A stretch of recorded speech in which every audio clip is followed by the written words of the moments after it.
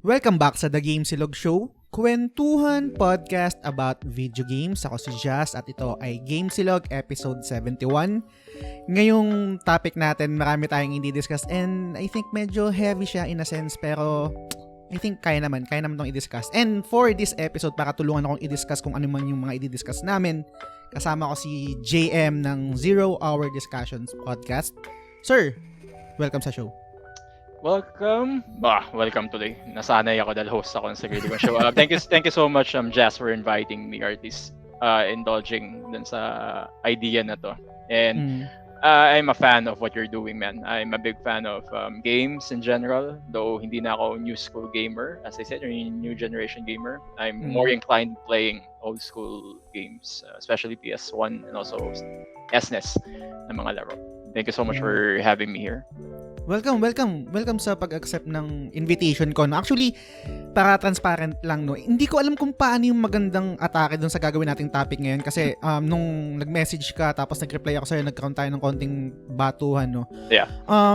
Di ko talaga alam kung saan nilalagay kasi meron, guys, yung podcast, yung The Gamesilog Show is meron parang tatlong brand or segment. Meron tayong side quest, dun yung mga hindi related sa video games, tapos meron tayong parang flagship natin which is yung Gamesilog, and then meron yung bago, yung Why I Love series, no. Yung Why I Love series naman na bago, kung hindi pa kayo familiar, doon ko nilalagay yung mga topic na magfo-focus sa isang video game lang, pero parang hindi pasok dito yung naging batuhan namin ni JM. And ang gusto kong mag-focus kami ni JM dito kasi meron siyang sinabi sa akin na parang a decade ago, parang meron siyang personal crisis na pinagdaanan, and then video games yung naging parang escape niya. And gusto kong i-discuss yun, gusto kong pag-usapan namin yun kasi marami rin akong mga experiences na ganun, and kung anong game rin yun yung para kay GM and then yung sa akin, no? Mamaya discuss namin yan. Definitely. Pero curious muna ako malaman, kwentuhan mo naman ako tungkol sa podcast mo. Ano ba yung 0 hour discussions? Kasi before, no, nung una kitang finalo, stay at home podcast, di ba? Tas na bago, and I think yung isang episode na napanood ko sa'yo, na tinapos ko, syempre, aminado naman ako, alam naman ng mga listeners yun na dead sa okay chin. Yun yung unang episode na napanood ko sa'yo. So, kwentuhan mo, tungkol saan ba yung podcast mo? Well, actually, si Chin Vitero, tropa ko yan. Ever since 7 years ago, I think, kasi ako, photographer ako per se.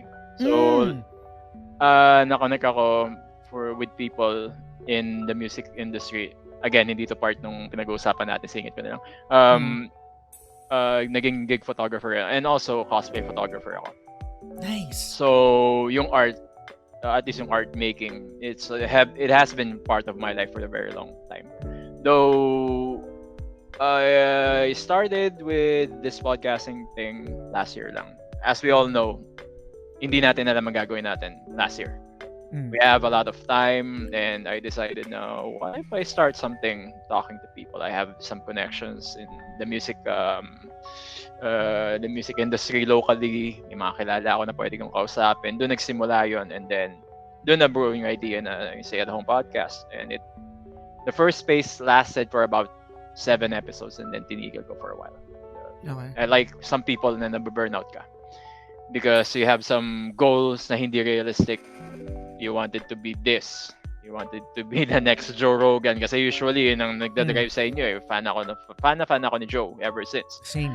And the biggest problem that I have there is bakit parang wala masyado nagpa-follow, bakit walang ganito ganyan. And then 7 months or 6 months, tinigil ko. Okay. Ganun ako ka-demoralized nun. Told my girlfriend na I think I should stop muna. Pinakahuling interview ko nun was with Mickey Hill from the band Fiona, kaibigan din ni Chin. After nun, sabi ko, sige, pahinga muna. So after that, January yata or February, sabi ko, okay, so ngayon, nababad ako sa content creations. YouTube, tinignan ko yung mga ginagawa ng mga contemporaries natin in the US, and I've seen na, okay, so there is another topic that I enjoy and I should talk about, which is more on the movie side na nag-enjoy ako manood ng films and breaking down films systematically, even technically. And dun nagsimula ulit yung SHAP or yung Say Around Podcast. Pero Sabi ko, okay, I need a new name for this thing na ginagawa ko because masyadong generic yung pangalan. So, pinalitan ko siya with 0-hour discussions. Unang iteration kasi yung 0-hour discussions, naisip ko siya as a separate show. And doon ako more on fandom ang pinag-uusapan. So far, panay movies. Eventually, I would involve video games na we enjoy. Probably katulad ng ginagawa mo, but not on your level, pre. Maganda yung ginagawa mo yung production mo. More live kasi ako as opposed to yun na parang systematically ganito na mas mahirap to, honestly. So I give props to you na ginagawa mo yung gantong editing and everything. Hindi ko siya kaya. Yeah, sorry to cut you off, no. I think depende rin eh. Yung ginagawa mo, hindi ko rin kaya. Yun yung live. Kasi, parang atakayin ako ng anxiety ko na baka may masabi akong mali tapos hindi ko na may edit. Or parang may masabi akong hindi maganda tapos may matitrigger na. Wala naman akong pakialam sa mga matitrigger pero yung ganung mga problema. Pero gets ko yung sinasabi mo pero personally, ako naman, hindi ko naman kaya yung ginagawa mo. Personal preference din talaga, man. Yung technicalities kasi doon, more mag-iisip kapag live ka. And I totally understand you have to have some sort of filter when you're talking live. Ako wala akong filter pag nagsasalta ako live. Though sometimes minipili ko yung sinasabi ko, especially here dito locally. Pero if I'm in another person's stream and they want me to go loose, okay, sige, magsasalta ako whatever I want. Yun yung sa akin. But yeah, going back to 0-hour Sorry na, putol kita. No, okay lang. Thank you so much then. 0-hour discussions kasi I'm focusing on movies and also series that people enjoy. And so far, I think I already have 10 or nakalimutan ko na. 17 episodes in this one. Bilis sumipas ng oras. Yung Stay at Home podcast nandun pa rin pero it's more on more on the artist side. Yun ang gagawin nun. Kapag mag-invite ako ng mga vocalista or anyone else na gusto kong kausapin, band-related, music-related, dun yung labeling niya. Pero in 0-hour discussions, that would be the main name of my website or this my branding. Gets. Nabanggit mo na yung kanina tawag dito, nag-shoot ka ng mga artist and then mga cosplayer, no? Wala lang na inggit lang ako sa'yo bigla. Kasi naging dream ko yan before kasi nung college kami, meron kaming parang kasi communication arts kasi yung course ko sa Letran. And then meron kaming subject na basic photography. Tapos naalala ko, hindi ko parang isa sa mga best memories ko nung college yon yung subject na yon kasi unang-una yung guys, baka hindi kayo familiar, no? Parang yung before kasi nung time ko, I think mga 2007 yon. Yeah. Sobrang mahal pa ng ng digital camera. Gamit namin SLR lang. Tapos pumunta pa kami ng Hidalgo, bibili ng film, tapos ipapa-develop namin. Tapos tanda ko na, sorry, sobrang hindi related, no? Di ko pwedeng hindi sabihin. Actually, ngayon nagsasalta ka na may bigla akong hinahanap na ipapakita ko sana para inspiration. Kaso hindi ko siya mahanap ngayon. Sige lang. Anyway, yun. Tapos meron kaming subject, kunwari parang sasabihin ng professor namin na okay, ito yung kailangan nyo. Okay, parang may checklist kami, kailangan ma-achieve nyo tong kunwari leading lines, parang a frame within a frame, negative space. So mga technique yun sa photography, no? Tapos parang kailangan mag-shoot kami ng ganon. Tapos ang nakakatawa na ito, syempre ipapadevelop namin, no? Kunwari sa ano ba yung mga pinapadevelopan? Sa Fujifilm, di ba? Yung mga ganyan. Sa Agfa. Ang problema doon, guys, yung eto mga store na to, pag nagpa-develop ka, mahal tsaka ino-autocorrect nila. Yes. Kunwari, meron akong kuha na sadya ko na kailangan madilim siya tapos konti lang yung kita, konting ilaw lang. Iko-correct nila yon, parang tataasan nila yung brightness. Tapos ang pangit ng kakalabasan. Tapos syempre papaulit yung pagpapadevelop, tapos mag-aantay ka naman ng another hour or ilang oras doon sa mall dahil doon sa ganun. Sobrang fascinating lang, tsaka sobrang nakakamiss lang yung time na yun. Tapos number 1 pa na spot namin pag kukuha is laging sa Baywalk sa Manila Bay. Kasi maganda. Kasi yung sunset, sobrang ganda ng sunset doon. The best. Anyway, so yun, naalala ko lang. And then nabanggit mo rin kanina, no, yung sa 0-hour discussions, no. Mahilig din ako manood ng film pero hindi siguro kasing katulad mo na talagang nahihimay-himay pa.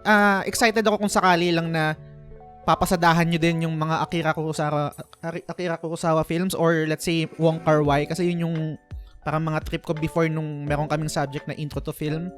And yun, wala lang. Na ano ko lang, naalala ko lang. If you want, pre, you have an open invitation anytime you want. Sabihan mo lang ako tayong dalawa mag-usap. Anytime you want to. Pero going back to what you're saying kanina, it might take a bit of time. Sabihin natin 5 minutes na additional. Yung sinasabi mo na sobrang mahal ng DSLR before, even anything digital back then. I would agree. Kasi I have this for the longest time. And this is an LX3 Lumix. Luma na to. It's 2006, I think. 2006 or 7, 8. Basta ganun. Most of the best shots na nakuha ko, landscape and everything, ito lang gamit ko. Nice. People are asking na, oy, ba't ang ganda ng ganyan? And one thing that pisses me off when in regards to me being a professional photographer before that pinagkakakitaan ko is, ang tanong ng tao kapag maganda ang kuha mo is, anong camera ang gamit? Doon ako napipikon, di ba? Totoo yan, tol. Alam niyo ba ito, nung binili ko before, this is actually not yung original ko. Binenta ko. Mamaya ko kwento ko. Sasama ko dun sa Silent Hill na usapan natin, how it impacted my life. Nung binili ko nung una, it's around 10,000 pesos. Okay. Ganun kalaki. Manliit, di ba? Parang 10K. Are you wasting money? Ganun ako. No, kasi I think it's investment. Ito yung pinakaunang camera ko. I went around just shooting anything that I want to. Hindi pa ako ganun karunong nun. And then, binenta ko siya 2011, a decade ago nung nagkasakit ako. Dahil wala nang pera. So, what I realized about this, even today, kaya kong gumawa ng magandang kuha na ito lang gamit ko. You don't need 100,000 peso camera and 5D Mark IV or 1DX. It's always about your passion and how much time you are able to invest pagdating sa learning mo. Kasi kung wala kang learning, if you don't want to learn about the specifics of photography like night photography, gig photography, concert, even lighting and everything, actually dito may dalawang ilaw dito. Hindi ka talaga mag-excel sa photography. You have it in your heart. Same when you're playing games. That if you're a completionist like you, for example, ilan oras ang binubuno mo para lang matapos yung mga quest na meron. Diba? Yun yung frustration ko pagdating sa mga tao nagtatanong ko ng gear mo. Totoo. Pero nabanggit mo kanina na yung parang meron kang time sa learning, tas matututo ka talaga. Pero lagi tong debate sa akin, kahit naman sa video games na parang lahat ba talaga kaya nating gawin dahil lang sa pagpa-practice or meron tayong ceiling? Kasi naniniwala talaga ako na meron talaga tayong ceiling na hindi na natin malalampasan yon compared dun sa talagang mga gifted na merong eye for photography. Let's say kung ikaw meron kang ganun, kumbaga kahit mag-practice ako na mag-practice, hindi ko ma-achieve yung level mo. Or sa tingin mo achievable siya? It's achievable, to be honest with you. It's only a matter of coming into terms kung hanggang saan yung kailangan mong gawin. Kasi siguro yung makakapag-limit na lang sa'yo is your thinking. Yun na lang ang makakapag-limit sa'yo. Even when you play games, man. Sabihin natin yung pinakamahirap na laro ko na sobrang hirap. Ninja Gaiden, sabihin natin, sobrang hirap nun. Even yung unang DMC, maalala mo, yung Devil May Cry na una, sobrang hirap nun. Nag-quit ako nun. Sabihin ko yung totoo sa'yo, hindi ko linaro talaga ng todo. Kasi yun yung mindset ko na I'm not gonna advance in this game. Ganon din pagdating with any skill. As you know, drummer din ako. So, mahirap yung ginagawa namin pagdating sa banda, and I manage my own band. Project Materia, by the way, we play Final Fantasy music. It's about building yourself up. Yun na lang yun. The limitations that you're encountering, sorry to say, siguro may physical limitations ka, which is very understandable. Pero when it comes to your mind, yung mismo sasabihin mo sa sarili mo na hindi ko kaya to, that's already a limitation. Gets. Ganun ako. Diba? That's already a limitation. Kasi once natanggalin mo yun, unless na ginawa mo ng paulit-ulit and then wala talaga nangyayari, yun na yung limit mo. Pero there's always a flip side dun. Why can't I break through this hurdle? Yung mga tanong na yun yung magpupush sa'yo forward. Gets. Ako kasi ang laging pumapasok sa isip ko, kunwari, i-compare ko sa games, no? Ilagay ko sa games. Ang sa games naman, pag nahihirapan ako, I guess, ang strength ko is hindi ako nag-rage quit. Kumbaga, hindi ako ganun kadali naiinis. Pero gets ko na pag nakailang tries na ako na parang okay, eto na yung ceiling ko, hindi ko na kaya, so doon ako nag-stop. Yung nabanggit ko naman sa'yo kanina nung meron talagang mga tao na merong eye for photography na hindi ko gets kung kaya ko yung ganung level kasi meron akong mga kaibigan or mga kabatch, so same level lang kami. I mean, para kami ng course, kumbaga same age, and I don't think na mas may una siyang experience sa akin sa pagpitek sa camera, no? Uh-huh. Pero unang assignment pa lang namin, pumunta kami ng naglakad-lakad kami sa Intramuros, tapos picture ganyan. Yung kinalabasan ng picture niya, sobrang iba sa mga pictures namin na parang angat, makikita mo kagad na angat kagad sila. Simple lang yan. Landscape photo, wala akong ginawa. Hindi mo masyadong makikita. Hindi mo siya makikita dito, pero yung kasi, yung eye mo kasi pwede mo siyang i-practice. That's the main thing na meron talaga pagdating with any art, even the video games with any, diba? Parang sa video games kailangan may specific na sabihin natin may specific na goal ka. Kailangan mo matapos yung ganito. And you can't go around it. Sabihin natin Tekken or Mortal Kombat. In order for you to actually master some skills para talunin si Shao Kahn, let's say yun, MK, madaya siya Shao Kahn eh. So, mag-iisip ka ngayon, paano ko i-overcome itong AI nito? It's same thing when it comes sa gusto mo in photography. If you want something, you have to do it over and over again until you reach yung gusto mong goal. The only problem there, as I said a while ago, is your limiting belief na hindi ko kayang gawin ito. Totoo. Ito nga, sabihin ko yung totoo sa'yo, hindi pwede mag-shoot to ng gabi. Paano ko na-shoot yung sa Ayala Triangle na ganun kaganda so far? If you wanna go, it's in stream of images in Facebook, makikita niyo yung mga ibang kuha ko doon. Paano ko na-achieve yung ganun? Kasi it took years talaga, man. There's no way going around it. It took years to master yung camera ko, which I also have a DSLR. And also culminated research kung paano ginagawa ng mga taong inspirations ko, how they do their photography. Same thing din pagdating sa gaming. You do your own research. Not saying na titingin ka sa game facts or anything mandadaya ka. It's up to you kung gusto mo shortcut na yon. Pero yung kasi alam mo yung the journey that you go through in learning, that makes it worthwhile when you achieve that goal na gusto mo mangyari. Totoo. Naalala ko kasi before yung nung meron kaming assignment or parang project sa basic photography na parang black and white photography yata yun, tapos kailangan namin mag-shoot ng mga tao, parang ganun. Oh yeah, portrait. And portrait. And tapos naglalakad kami sa Intramuros, tapos meron kaming isang kaklase, yun nga, pareho kami naglalakad-lakad. Ang ganda ng kuha niya, patago pa, stealth pa. Parang may kinuhaan siya na less fortunate person doon sa Intramuros. Tapos alam mo yun, makikita mo yun sa picture na merong emotion talaga na, kasi merong kuha na pag pinicturean mo, okay, makaka-capture mo, kita mo, pero parang walang emotion, parang literal lang na okay, nakunan mo siya. Tapos meron din talagang picture na makaka-capture mo talaga yung emotion niya na parang magkukwento yung still. Yeah. Sobrang galing. And then yun, sabi ko, siguro ganun talaga, no? Baka merong mas mataas yung level ng kaklase ko kaysa sa akin kasi nagawa niyan. Anyway, pero gets ko yung sinasabi mo. Siguro yung naghihinder sa akin is yung mindset talaga sa mga it is just your mindset, lalo na kapag hindi ka pa nagbunog ng oras talaga. If you haven't done it so many times, tipong justifiable mo na sa sarili mo na hindi mo kaya. I think yung limiting belief ng tao, the demoralization na meron when you can't achieve your certain vision, that's very powerful. That could actually alter kung anong pag-iisip mo. Di ba usually yung mga taong sobrang optimistic, why are they super optimistic? Because they reach that level of success na meron sila. Once they hit a wall, sometimes, lalo na yung mga taong hindi tested, nade-demoralize sila and then they quit. That's one thing na dapat at this point in time we should have learned, kasi between now and 2020, dito yung learning process talaga natin. Dito dapat tayo natututo ng madami na we could reflect on previous mistakes na bakit tayo nagkamali. And moving forward na, hindi ko nagagawin to. And then if you want to reach that same goal again, at least now you know.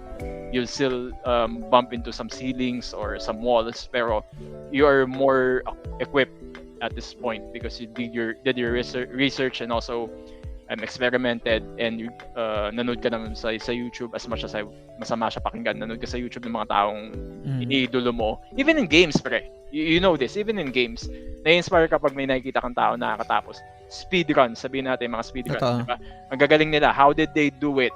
May interview doon, lalo na sa tawag dito, Amazing Games Done Quickly. I think may interview doon na, how did you finish Castlevania Symphony of the Night na parang 59 minutes or 50 minutes lang. It took years for them to do it. Diba? We need to take it off our system na parang yung gratification na kaya natin gawin to within a day, within a week. No, it's not really gonna happen, especially with arts. Totoo. I agree. Ang ganda nun. Ang ganda nun. Sobrang ganda nun. Gusto kong i-transition to GM, no? Etong pinag-usapan natin, nabanggit mo na rin yung video games, no? Nahapiawan mo na rin naman kanina, pero gusto kong mag-deep dive naman dito. Ano yung video game history mo? Video game history? Actually, old school gamer talaga ako. So, pinakauna kong console before is an Atari, pero hindi ko siya nalaro.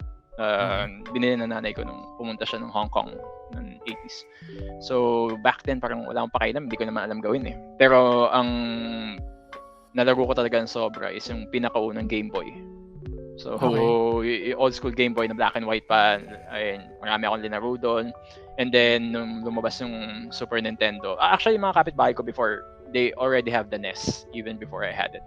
Meron na silang NES before. And then, nakikipaglaro ako ng, say, Super Mario, usually mga nilalaro namin, or yung mga lumang Donkey Kong, mga enjoyable. Naalala mo po ba yung moment na, ako kasi tandang-tanda ko pa, vivid pa sa memory ko, yung memory na parang amazement na parang meron kang controller tapos napapagalaw mo kung ano yung nasa TV. Oh, yeah. Yeah, nung unang nakapaglaro ko ng NES dati, nung pinahawak sa akin ng kapitbahay ko yun, sabi ko pa, this seems to be a bit entertaining in a way na hindi mo ma-imagine na meron ng ganitong technology. Kasi before, we only have the television kung tutusin. Bata pa tayo. So, nung hawakan ko yung squarish pa nga yung, di ba, yung controller na NES, hindi ko alam yung gagawin.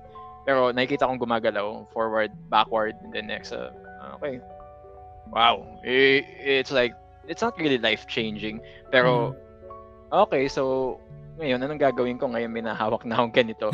Tuloy ko ba yung laro ko? Or, alam mo, ma-amaze na lang ako na may napapagalaw ako sa TV. Because when we were still kids, talagang, pag may nakikita kang pwede mong galawin, parang, anong kailangan natin gawin moving forward? Diba? Parang ganun yung ano natin. What is the next step? Yun yung naisip ko before. As far as amazement goes, yeah, I was really amazed dun sa technology na meron ng NES dati. So, nung time na yun, no, ano yung game na masasabi mo na, okay, ang ganda pala nito, parang yung game talaga na nag-resonate sa'yo na masasabi mo na, okay, itong technology na to, or talagang, regardless kung sa gameplay, or sa story, or anything, ano yung game na yun, kung kaya mo pang i-recall? Dami men eh. Dami talaga eh, pero... Kahit isa o dalawa? Siguro dalawa. Okay. Kwento ko na lang din. Yung unang beses na laro namin yung Resident Evil 1 before. Umiyak ako noon dahil sobrang takot ako. And it's actually one of the... Ilang taong ka nun, pre? Kung okay lang malaman. 96 yun eh. So, grade school ako. I think I was around 6. Laro yun. Okay. Nakakatakot siya, yung unang Resident Evil. And pinagtripan ako ng mga kaklase ko before na laruin mo to. Hindi ko kinaya. Dati bata pa ako, wala akong alam mo yun. I want everything happy back then. Hindi ako ganung walat sa reality na may mga horror games pala. So, it's one of the defining moment na nakita ko na, okay, ito pa yung, ganito pala yung nangyayari. Pero if we're talking about the most influence talaga akong laro, it's either this game na pagdi-discuss natin ngayon, also Metal Gear. Okay. Metal Gear 1, 2, and 3 to be precise. Yung 4, hindi ko nagustuhan yung laro ko. Ground Zeroes, hindi ko rin nagustuhan for some reason. Technology-wise, maganda sila, pero top 2 siguro, it's going to be a battle of either Silent Hill 2 or Metal Gear 3 Snake Eater. Yun yung mga naglaro ko talaga na non-stop before, lalo na nung onset nung nangyari sa akin. Gets. Yun yung mga games na yun, no? I'll be honest, yan naman yung mga blind spot ko kasi gets ko yung influence ni Kojima. Gets ko yung kung gaano kalaki yung influence niya, yung parang contribution niya sa video game industry. Pero for some reason, hindi talaga nagkiklik sa akin yung Metal Gear series. Pero nalaro ko yung Death Stranding. So parang doon ako nagkaroon ng idea, ganito si Kojima, parang binibreak yung fourth wall. Kojima is very technical. Mm. Kojima is very technical pagdating sa mga laro niya. And it's one thing na na-enjoy ko sa Metal Gear. Kasi iba yung emotion na dating yung satirism na meron yung laro nun. And also, how he creates characters, how he formulates characters, talagang kakaiba. Totoo. Ang ako naman, kumaga pag sinabing Kojima, ang laging pumapasok sa isip ko is yung sa PlayStation 1 na parang, okay, mind-blowing to. Na mind-blown ako. Pero hindi ko siya literal na laro. Yung sinasabi nila na parang yung fight kay Psycho Mantis. Na parang pag in-imagine ko siya, ayun, MGS1. Pag ang galing nung utak na itong tao na to. Pero yun nga, hindi ko talaga sila nalaro. And Silent Hill din, nalaro ko yung 1, yung 2 nalaro ko pero hindi ko siya natapos. Then 3 nalaro ko, hindi ko rin natapos. For some reason, siguro dahil natatakot ako. Tapos doon ako nag-stop. And siguro, let's start na yung discussion natin doon. Pero bago yun, JM, mabilis lang na promotion, no? Available pa rin yung t-shirt namin, nakita nyo sa background. Yan. Kung trip nyo, pwede kayo mag-pre-order, PM nyo lang ako, pero yun nga, wala nang stock. Hindi, meron pa lang stock, 2XL na lang. Pero kung iba yung size nyo, for pre-order. Tapos, nag-start ako ngayon ng streaming, ini-stream ko yung Tales of Arise, and awesome game, pre. Awesome. Medyo na-addict kasi ako sa Valorant. So parang kailangan ko ng isang game na mag-aalis sa akin ng kaadikan ko sa Valorant kasi iba na talaga. Nag-undertime na ako sa trabaho dahil sa game na yan. Maling mali na. So kailangan ko ng isang kailangan ko ng isang game na mag-aalis sa akin dun sa kaadikan na yan. And yun, ang schedule pa rin ng podcast natin, audio version is every Tuesday and video version is every Sunday 7 p.m. So yun, I guess siguro mag-start na tayo, no. Nabanggit ko kanina, JM, hindi ko alam kung paano ko atakayin tong topic natin, tong episode na to, no. Pero may nabanggit ka kasi sa akin na personal crisis a decade ago, no. Kung okay lang naman, kwento mo ba ano ba yung nangyari nun? Okay. Ako, unlike other people na wala akong tinatago eh. yun yung gusto ko sa sarili ko. Medyo emotional siya kung tutusin, pero I was already a somewhat successful person in the BPO, or at least sa sphere na meron kami. Nung bukas pa yung Siemens Incorporated, alam mo yung telepono ng Siemens, yun yung company namin. Pero dito sa Pilipinas, hindi. Yung IT ng Siemens Incorporated nandito sa Philippines before. So, ano na ako nun eh, from agent, umakit ako until nasa workforce department na ako, another promotion, sana, kung hindi nangyari yun. And then, photographer din ako. So, as I mentioned before, may kaibigan ako before. Big name na siya ngayon. Starting with an A, and ending with an A, yung pangalan niya. Siguro kilala mo kung sino siya. Lagi akong sumasama sa mga events nila.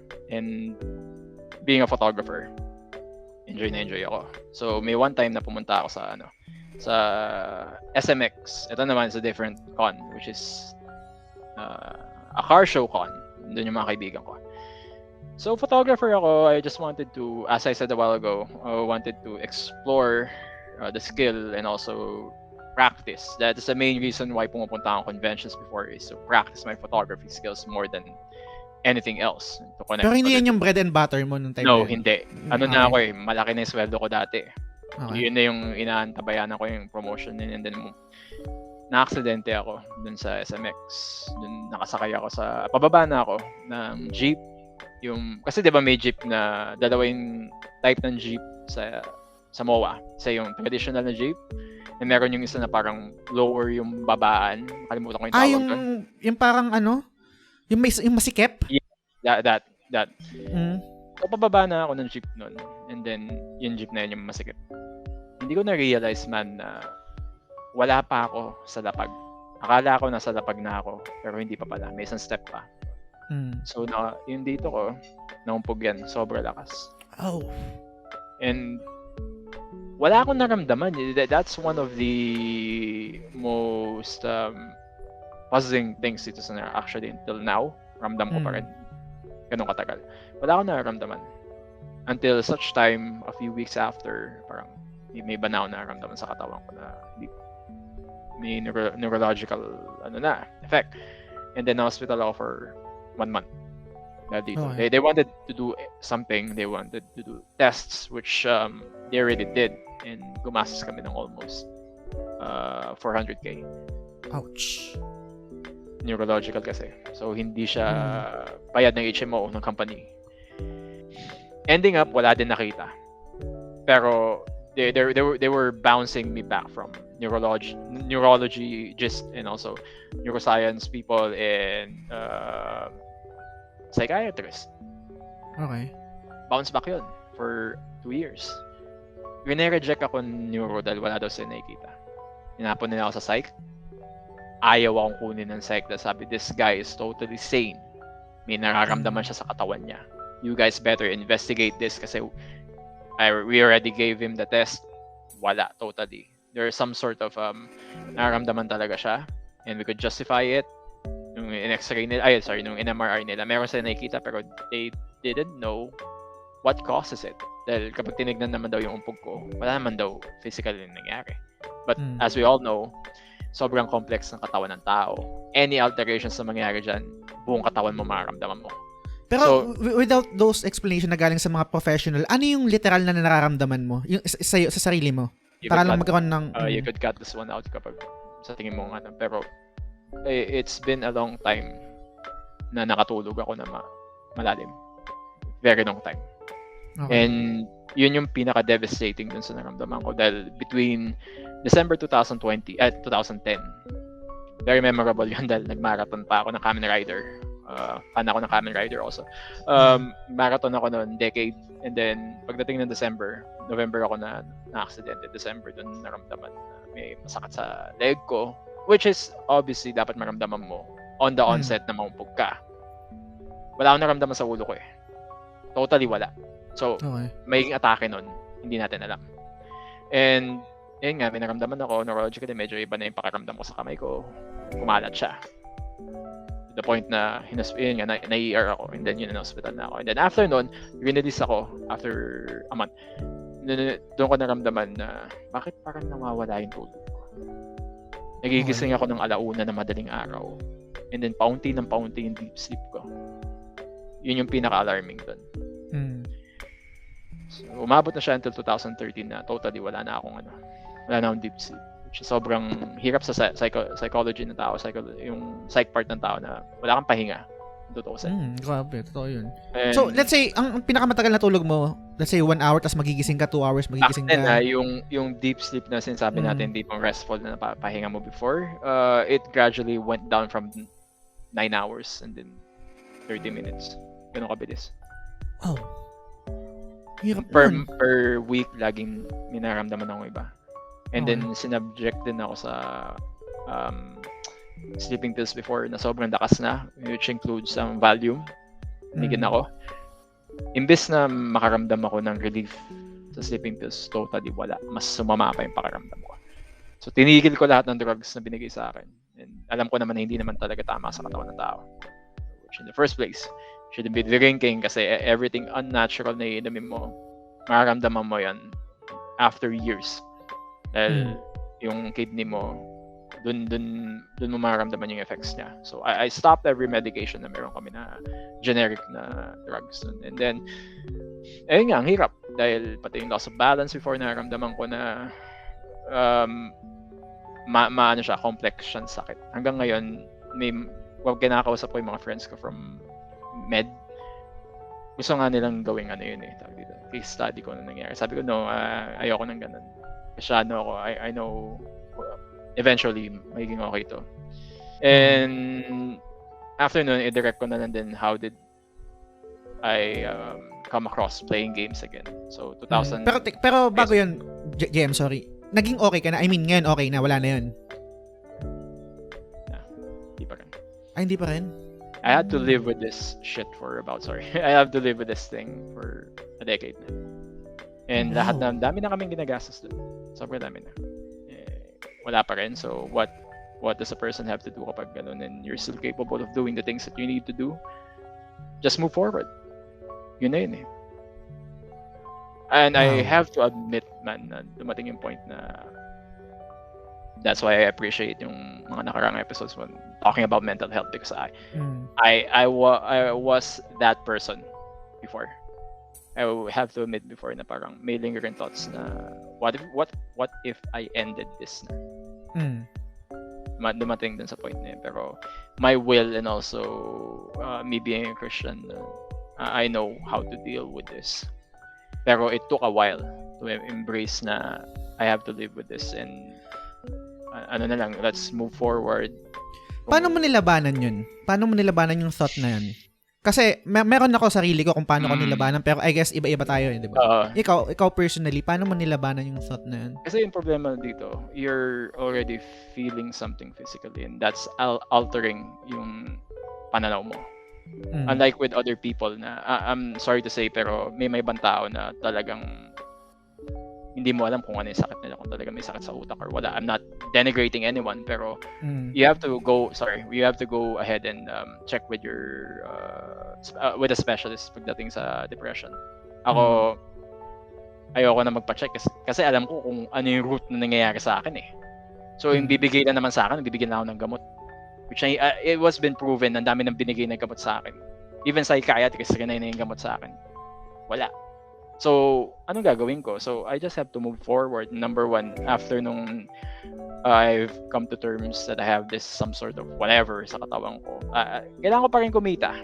So, naging full-time photographer ako in one of my friends, or this kaibigan na nanay ko na may production sila, music production. Ang laki ng kita. Parang yung isang araw na kinikita natin sa industry natin, wala pa yun. Kaya kong kitain yung isang buong buwan nakita natin sa industry natin in a matter of 4 days. Ganun kalaki yung kita ko before. And then eventually nawala yun. So another depressive faction na hindi na ako kumikita ng, sabihin natin, 20k ng isang ngayon, ng 2 linggo ngayon. Siyempre, down ka na naman. Positive reinforcement is very, very important. You have to reflect dun sa mga small wins mo. Yun ako. So, if ever I was down with anything, I would look back. Ano yung mga naging accomplishments ko? How did I do them back then na normal pa ako? How did I pave myself today? Sobrang hirap nga. Ano na talaga, you have to reverse the mindset na meron ka na against sa'yo yung mundo, against sa'yo yung fate. If they believe in that, you have the power to actually dig deep within yourself and reflect kung ano yung kailangan mong gawin in order for you to succeed. Once you tell yourself always na hindi ko kaya, I'm not going to accomplish anything, may ganito ako nararamdaman. Dude, meron nga dun eh, may nakikita nga ako sa YouTube, walang kamay, walang paa. Kaya nilang mag-accomplish ngayon. Speaker na siya, motivational speaker na siya, ang laki ng kinikita niya. Paano pa ba tayo? Yun yung iniisip ko lagi. Well, there are some limitations sa akin. Kasi di ba, hindi ako nakapagpahinga na maayos, which is very hard to begin with. Pero hindi ko inaano yun, iniinda yun. Sometimes naisip ko na, I could have done a lot more kung hindi ganito yung nararamdaman ko. Yung time na sinasabi mo na nakaramdam ka na ng depression and any issues regarding sa mental health mo dahil sa nangyari sa'yo, paano yung communication sa family mo? Naging open ka ba sa lahat, etc.? Kasi isa sa mga mahirap yun eh. Alam nila yun. Alam na yun din, nakita nila yung transformation ng ugali ko na mainit na yung ulo ko lagi. Sobrang iksi ng pasensya ko. And lagi akong negative before nung unang onset nito. Kasi it's very foreign for a person na makaramdam na ganun and then walang solusyon. Na gumastos ka na ng 500 or at least 500,000. Naubos na yung ipon na nanay ko dati. And then we didn't get into some sort of conclusion on what's really happening. So yung pala mahirap na yun. Supportive naman sila, pero as with any parent would do, kung kaya lang daw nilang kunin yung ganito sa akin, kinuha nila. Ako naman, no. You have to live your life, what's remaining of your life, the best way na kaya ko. Even ganito na yung nararamdaman ko, I should still provide for my mom.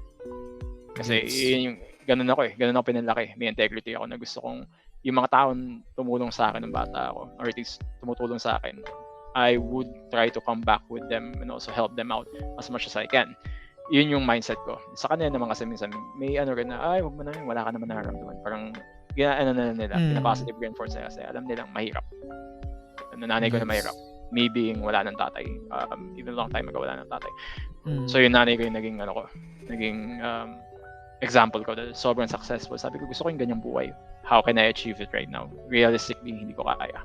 Pero, I have to achieve some sort of goals na gusto ko. Kung gusto kong yumaman, there's still other ways na pwedeng gawin yun. Pero, as far as family is concerned, they have been very supportive. Gets. Yung, parang magkaroon ako ng better understanding, no, pati yung listeners natin. Nabanggit mo yung sitwasyon mo na parang hindi ka nakakatulog ng mahimbing. So, meaning, foreign na sa'yo, or hindi mo na na-experience yung pag natulog ka, fully charged ka palagi. Wala na yung sa sistema mo. Everyday life mo, wala na yung parang, kung pag natulog ka, okay, tapos pagising mo, parang you can conquer the world na parang ganyan. Kasi fully charged ka na. So, ang sa'yo is, talagang, pag gumising ka, feeling mo pagod ka pa rin kasi kulang yung tulog mo. Ganun. Yeah, ganun talaga. It is a very sad fact na ganun. Pero, I mean, there are times na kapag sobrang, ito yun eh, ang katawan ng tao kasi, especially for the call center people na panggabi. Sorry, kung ma-offend ko kayo. Ang katawan ng tao kasi it's designed to rest at night. Yung nandiyan para gabi kayo magpahinga talaga. In some cases, may mga times na pagising ko, may onting strength ako compared to the other days na siguro yun na lang din na na-relax yung katawan mo dahil nakahiga ka and then sobrang dilim. Sobrang malamig yung yung hangin and nakakapagpahinga ka ng konti. Pero wala na yung, alam mo yun, yung sobrang lalim na tulog. The restful sleep that they're saying, I haven't experienced that for a while. Sabihin natin 7 years. May times na irregular talaga. May times na nakakapagpahinga ako na sabihin kong sufficient enough. Pero at this point in time, wala na ako yung katulad ng tulog na meron kayo. Pero, sorry not to be negative on my end, pero yun talaga yung nararamdaman ko. I'm not scared. I'm not even hiding anything about it. Pero hindi ko siya in-openly sabihin sa tao unless kung tanungin nila. Pero, ayun nga, you just have to make do whatever you have. And you have to pray. For me, you have to pray na tomorrow would be a better day. Ganun na lang iniisip ko. Tomorrow is going to be better than today. Kasi, no one will help you more than you help yourself in this world. Totoo. Sobrang totoo. Nabanggit mo, ay sorry, sige. Yeah, go ahead. Sige. Nabanggit mo kasi kanina yung parang i-insert ko lang, nabanggit mo na parang yung our bodies are parang designed to sleep night. Totoo kasi talaga yun. Ako, 7 years na akong GY. Nung OFW ako sa Korea, panggabi din ako. Oh, and then nice. Ngayon na call center agent na ako, panggabi pa rin ako, so never ako naging pang umaga. And malalaman nyo yun guys, na pag natulog kayo ng gabi compared sa pag natulog kayo ng umaga. Malayo. Pag natulog ako ng gabi, kahit sabihin natin na 3 hours lang or 4 hours, putang na fully charged na ako. Pag gabi pero pag natulog ako ng umaga, kahit matulog pa ako ng 6 hours or 7 hours or 8 hours, paggising ko parang kulang pa rin. Parang hindi ako fully charged. So, sobrang magkaiba talaga sila. Kahit ako, nasanay na ako sa panggabi na na schedule, iba pa rin talaga. So, yun, na-insert ko lang siya. And siguro last question ko regarding dyan sa mo, JM, no, sa sitwasyon mo. Parang, sa future ba, or hindi, or kahit ngayon, na hindi mo na naiisip na parang mag-research about it or parang lumapit pa sa ibang tao to parang understand your condition or para i-solve or to treat it better, parang something na ganun? I've done a lot of research on this man ever since nagsimula to.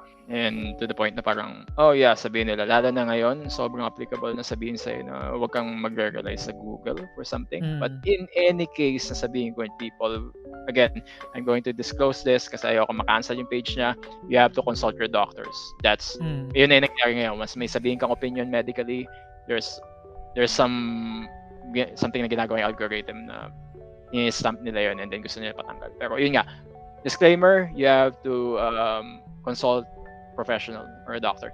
Pero if you do your own research din kasi eventually you'll get to speak with people na may same conditions. And yung sa akin kasi, it's more about neurology, but pwede siya i-correct pagdating sa yung mom ko, pagdating sa chiropractic care. The biggest problem with chiropractic care is kailangan muna malaman na kung yun talaga yung problema. Yung ginawa ko ng chiro, it had some effect, pero pagdating sa tulog ko, wala pa rin. So, may specialty pa rin na kailangan gawin. The biggest issue that I have here is, yung specialty na yon wala dito sa Pilipinas. May nakita akong doktor recently, out of nowhere, nung sinerge ko, may gumagawa pala dito. Nausap ko, ay sir, wala ako dito. I'm in Dubai right now. I'll be back next year. Sabi ko, son of a... Pero, ayun nga, I've lived with this for a while. And it's okay for me to wait for probably another year. Hopefully, kung may dumating talaga. And I'm also consulting people in the US. Kasi nakakausap ko sila regarding dito, advanced chiropractic care, i-email ko sila. Sometimes nag-reply sila, sometimes hindi. Because as in this day and age, every consultation na meron ka, may kapalit yan eh. If you know what I mean, may kapalit yan. Kailangan magbayad. Pero, ayun nga, as far as research is concerned, marami na akong alam. Yun nga yung nakakatawa, marami na akong alam. So, nangyayari ngayon, okay, sabi ko, it does make sense na yun nalaman ko before may na-research ako, even regarding this. Kaya hindi na ako ganun katakot sa nangyayari ngayon. I mean, takot pa rin ako. Pero hindi na ako, alam mo yun, sobrang exage na takot ng tao lumabas. Ngayon hindi ako takot lumabas. Kasi, life should go on eh. Regardless kung may sakit ka o wala eh. Gets, totoo. Pero sobrang gets rin na kung gaano kahirap yung sitwasyon. No? Pero, sobrang lupit mo, sir. Kasi sobrang na-imagine ko ang hirap na hindi ko again, eto na naman ako. Yung sa utak na naman, hindi ko kaya. Pero hindi. Kapag ang hirap, pagdating sa sakit, you have the right na sabihin mo hindi mo kaya. Kasi number one, hindi mo alam kung ano nararamdaman ng tao. Same thing kapag may kaharap akong cancer patient. Sabihin ko, sobrang lakas ng will mo to go through this. Kasi personally, hindi ko alam yung nararamdaman mo. Pero I do know na mahirap yan. Ganun yung nararamdaman ko ngayon. Kasi ini-imagine ko talaga yung walang tulog na ganyan. Na-experience ko siya before. Pero hindi, parang isang beses lang siguro kasi yung time na, mamaya madidiscuss na makakwento ko rin, parang around 2018 yata yun. Or kailan ba na-release yung Monster Hunter World. Kasi nasa Korea ako noon na parang sobrang ang gulo ng isip ko, ang dami kong pinagdadaanan, etc. Hindi rin ako nakakatulog ng dire-diretso. Parang yung tawag nga nila doon is tulog manok. Kasi yun, ganun men. Halos ganun yung nararamdaman ko. Ganun nilabel yung sleep pattern ko. Kasi here's one thing na nakalimutan ko sabihin before. They gave me an ECG ba yun? No. Sleep test dito sa atin. Bigyan nila yung sleep test sa akin. Alam mo, lumalabas nun sa test. Normal ako. Normal yung tulog. Pero nakikita nilang gising ako. So, doon pa lang, dapat they could have come into the conclusion na may problema talaga. Pero, if you don't have the money, ano magagawa mo? Totoo. Sobrang totoo. So, JM, gusto ko naman mag-proceed tayo dito sa isa sa topic nga natin, na kumbaga nakwento mo na yung nangyari sa'yo, yung sitwasyon mo, and then nahapihawan mo na rin naman yung parang naging escape mo yung video games, parang doon ka nag-start. Uy, si Aerith yan Aeris. Aeris, tawag sa kanya Aeris. Ayaw kong Aerith Parang kasi nakasanayan akong Aeris Anyway. Bago kami simula, I just wanted to say na, paano ako na nice.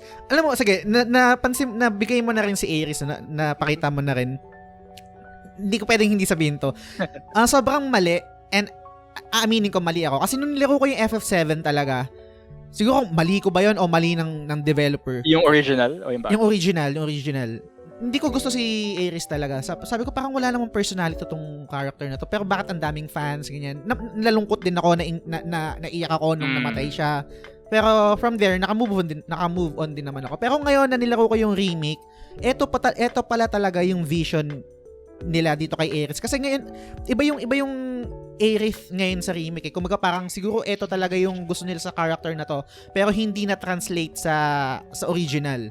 For some reason, siguro sa translation, kasi sabi daw nila, pangit daw yung translation ng original na FF7. Hindi ko alam. Pero ngayon gusto ko na si Aerith, and I think mas gusto ko na siya kaysa kay Tifa. Pero anyway, yun, nabanggit ka lang. And, My favorite flower girl, man.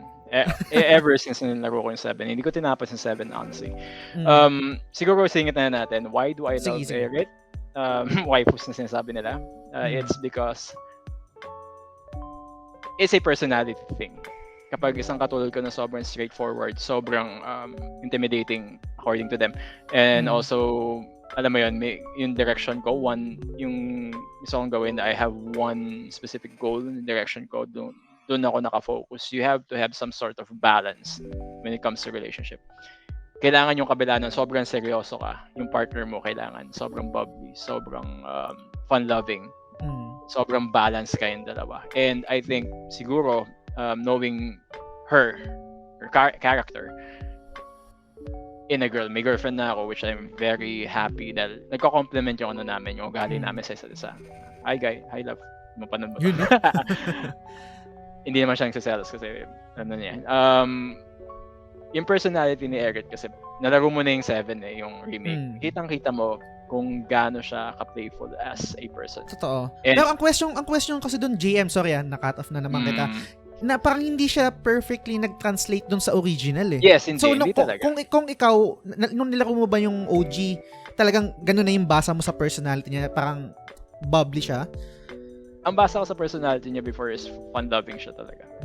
Pero yun, sincere, parang sincere. pure. Pero yung bubbliness na wala eh. Innocent siya. Dati wala yung bubbliness na sobra, pero nung linaro ko yung 7, hindi ko siya linaro as a whole dahil wala akong PS5 or PS4. Pero nung linaro ko siya, nagets ko. Siguro nga back then, mostly misinterpreted yung character niya before. Dahil, as you said, mas alam mo to dahil nilaro mo. Hindi nag-translate probably yung gusto nilang vision yung from Japanese into English, especially in ibang translation. Pero, yun nga, ewan ko, nag-gravitate siguro ako dun sa yung innocence ng tao. Yung innocence ng character talaga is very important to me. And yun talaga yung nagustuhan ko sa kanya. Especially now, di ba? Pagdating sa 7, oh yeah, there you have a lot of FIFA stance or whatever. You know, I don't like that term. Sabi ko ng term yung stance na, come on, just say you're fans. Ganun na ako. Mas marami pa rin ng FIFA fans. Kasi people want to see a very badass character, babae na empowering, whatever. Yun ang gusto nila, sexy. Which yun nga. Pero ako, I'm more of looking about yung character ko, ano yung background niya. And also, yung innocence niya. Kasi sometimes yung mga more innocent people, mas marami silang story sa buhay nila. Kinikilabutan ako actually, GM, kasi parang ako ready to debate na I can say na mas strong si Aerith kaysa kay Tifa. In some sense, yes, mas strong siya. Pero if you're going to look at it in physicality, we cannot deny na si Tifa mas physical siya as a fighter. Pero pagdating sa yung strong-willed and also other facets na alam ko, even in psyche, na pag binabasa ko, Aerith is not a natural character. Alam natin yan. Ancient siya eh. So marami pa tayong hindi alam sa character niya. Hindi pa natin talaga fully alam kung ano yung skills niya, ano yung nasa loob pa niya. Kasi being an ancient, alam natin na hindi tao yan compared to sila Cloud na human sila. Pagdating dun sa game, human sila. Ito, hindi pa natin alam eh. Kahit dun sa 1, namatay siya, di ba? Parang hindi mo rin nakita yung full vision nun. Diba ancient siya, so namatay siya ng ganun-ganun lang. And then, okay. So, yung story kasi nun, yun ang habol ko ngayon sa remake. Regardless kung nanonood na lang ako dahil wala akong PS5. I wanted to see more character development dito. And hopefully, this time around, alam mo gusto kong gawin nila sa remake, may option kang iligtas siya. Okay. Yun yung pinakagusto kong gawin nila dito. May option kang iligtas kasi yun leading to another storyline yun. And may alam mo yung original na namatay talaga siya. Kung remake talaga siya. Pero as far as I'm seeing remake ngayon, hindi na siya remake, it's more reimagining of 7 na to. Yes, parang tawag doon? Retcon ba yung term? Yeah, retcon. A bit of a retcon there. Ayun. Pero another debate yan, no? Kung anong group ka gusto mo ba, yung parang faithful sa original or magbabago. Anyway, ibang topic na rin naman yun. Pero gusto ko mag-focus GM. Ano yung naging paano mo naging escape yung video game and paano nakatulong sa'yo to? Okay, so I did mention a while ago na yung nangyayari sa akin for about 10 years running, and then 2011 on and off ka na sa hospital. Doon ko na realize na okay, so between 2007 and also 2012 na meron pala ako nito. Hindi ko alam. Uy! Meron pala, dito pa rin ito siya. Hindi ko pa rin binebenta hanggang ngayon. Ito pa rin yung pinakauna kong PS2. Never na akong bumili after. Makikita mo yan eh. Kitang-kita mo, naluma na talaga siya. So, pinaayos ko siya in Green Hills, yung nag-aayos doon, yung malaking stall na nag-aayos doon. I forgot their name. Shout out to them. Pero kailangan ko ibalik dahil yung lens niya sira na. So, select games na nalaro ko. 2012, meron akong iPhone, meron akong nakalagay doon yung mga gusto kong panoorin, usually NBA stuff dati. Pero, I felt depressed na ito na lang ba? Paulit na lang. I spent a lot of time during at night na ano kaya nangyayari sa akin. I even had written down a plot or a story kasi fan ako ni Batman. I even wrote down a simple plot kung anong gusto kong mangyari after ng The Dark Knight Rises. Which na yung story na yun, hinahanap ko ngayon dahil gusto ko ipa-copyright. And doon ko na-discover na buhay pa yung PS2 ko. So, nung nakita ko siya, nakatago na lang, alikabok and everything, let me just try and revive it again. Pero before that, meron pa akong isa, which is another old school. Uy, PSP? PSP 2000 yata, or 3000. Pero meron ako yung old school, which na gusto ko, yung 1000. Paborito ko yun, yung makapal. May question ako sa'yo, JM. Diyan sa PSP mo, anong mas marami, games o kanta? Dito ngayon? Yung before? Kasi yung PSP ko before videos. Okay, gets. And then I'm not sure kung meron ka before nung camera. Meron ako nung camera. Meron ako nung PSP camera before. So tuwan-tuwa ako na meron ako nitong mga bagay na to. Nung nakita ko siya, na-revive ko. Give me just 1 second. 1 second lang. Cut mo na. Sige lang.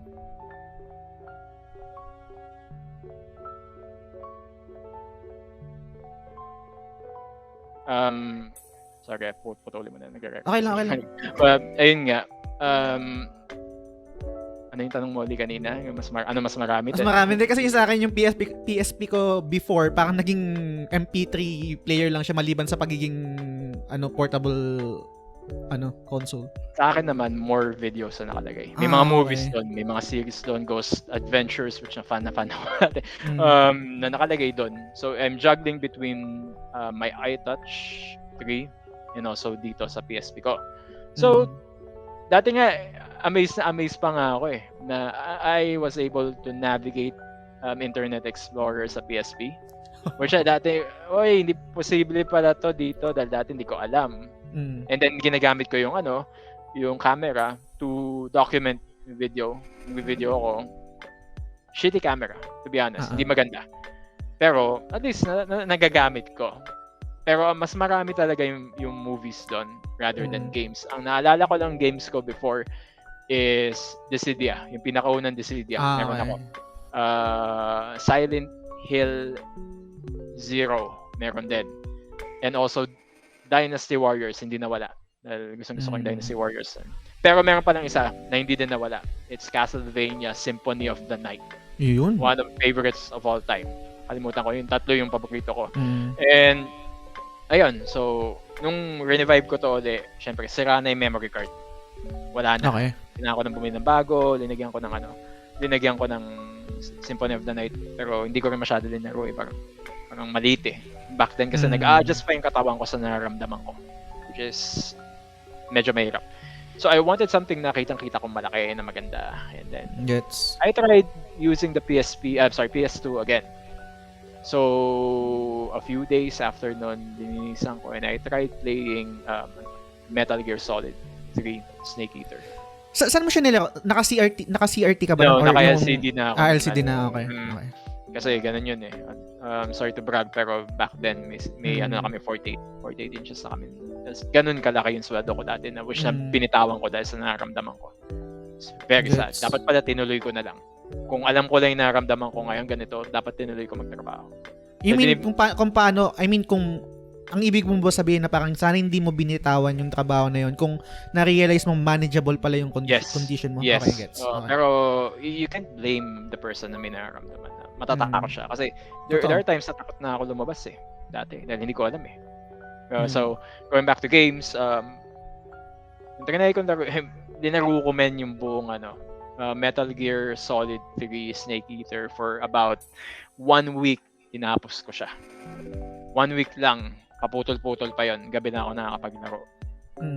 Tuwan-tuwa ako dahil okay, so sabi ko nalaro ko na naman si Snake ngayon for after a while. And then sabi ko sa sarili ko, okay, enjoy ito pero there's something missing. And then nakikita ko dun sa nalabas ko din. Dito ba? Nandito rin. Ayun nga nakakatawa nga kasi 'di ba naglabas ka ng laro. Tingnan mo, meron pa ako dito yung horse unleash na na burn. Meron akong mga ganyan. So, ayun, sorry, eto na. Nakita ko to. CD games, mga burn na games ko. Nakita ko pa, ayun nga, may convention pa. Sponsor pa ang convention dati, which ang binigay na sa nakita ko na meron ako Resident Evil 4. Naruko din yun. Naruko. Enjoy din ako, pero kulang pa rin. Pero eto, GM, itong mga games na to, sorry first time mo ba tong nalaro nung time na yan? Okay. First time hindi mo talaga sila nalaro before? No, hindi ko pa nalaro before. Okay. Yung MGS 2 nalaro ko na before. Which nalaro ko din in the span na revive ko yung PS2 ko. So yung 3 hindi ko nalaro before.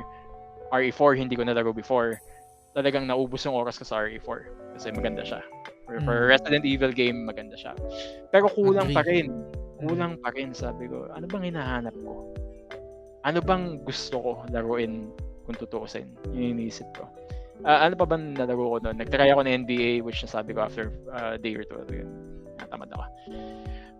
I came across yung copies ko ng Silent Hill 2 and 3. Dinaro ko una yung 3. Hindi ko rin nalaro before. Nalaro ko yung 3, tinapos ko. It did something. Doon nag-pick yung interest ko na, okay, there might be something dito sa Silent Hill na gusto ko talaga. Doon sa 3, after mo malaro yung 3? Oo, yung 3.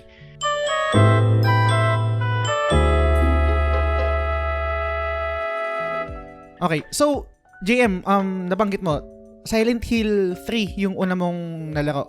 Pero never mo pa to nalaro before? No. Never ko pa nalaro before. Okay, sige. Siguro baka magawa tayo ng context, no? Before, nung una pa lang, ano na yung mga Silent Hill na nalaro mo? 1 pa lang ba? Or nalaro mo na rin yung iba? Well, yung mainstream na games, which I could say mainstream, is the trilogy of Silent Hill 1, 2, and 3. I already played Silent Hill 1 back then. Okay. Pero hindi ko tinapos, as I said on the onset of this conversation na meron tayo. And then I also played Silent Hill Shattered Memories in PSP, which is available doon. Until now, available pa rin siya. And also, Silent Hill Origins. Tinignan ko yung pangalan, Origins. So, nalaro ko na yung tatlong yon. And then, yung dismay ko, sorry for fans na laron to, yung dismay ko doon kasi parang there's something lacking pagdating sa gameplay ng PSP. They were good for the time na linalaro ko, but they weren't as memorable, let's say, me playing Snake Eater, Metal Gear Solid Snake Eater. Ibang-iba siya. The factors talaga pag maganda yung screen mo, you get to see the resolution, mas maganda. So, nakita ko nga na meron akong copies ng 2 and 3 PS2. Linaro ko sila. Una ko muna linaro is Silent Hill 3, which is very graphic, very comparable to the first Silent Hill as far as atmosphere is concerned. It's a very good game. So, naisip ko nung tinapos ko yung 3, medyo pumped up kayo. Sabi ko, kailangan you have to continue yung storyline for me. And then, bago ko linaro yung 2, tinignan ko muna kung meron canon ba ang 2 sa 3. It seems like na hindi pala. Pero, you also get to see the reviews na this is one of the best games of all time. 2. So sabi ko, well, why not why not play this game now? Nalaro ko na yung 3. I might have enjoyed 2 a bit more this time, pero it seems nung unang laro ko nun 2, medyo na-disappoint ako. Because of the controls. Medyo iba siya kumpara sa 3. Wait, iba kasi tank controls pa siya? Medyo yung sa 3 kasi medyo may development na yung tank controls na. Okay. Sa 2 kasi medyo yung clunky pa yung dating eh. Medyo nandun na rin, pero it's more comparable sa mga lumang laro. You can't blame it. Kailan pa ba linabas yung 2? Around 2004 or 5, mga ganun, something. Hindi ko na maalala. Or even earlier than that. So yung technology kasi, it does come into play kapag nakapaglaro ka ng mas newer games and then you go back and play the older ones. There is some impact on you na you're going to nitpick why aren't the controls the same. But that's not what I'm here for. Nilaro ko yung 2. I was here for the full experience.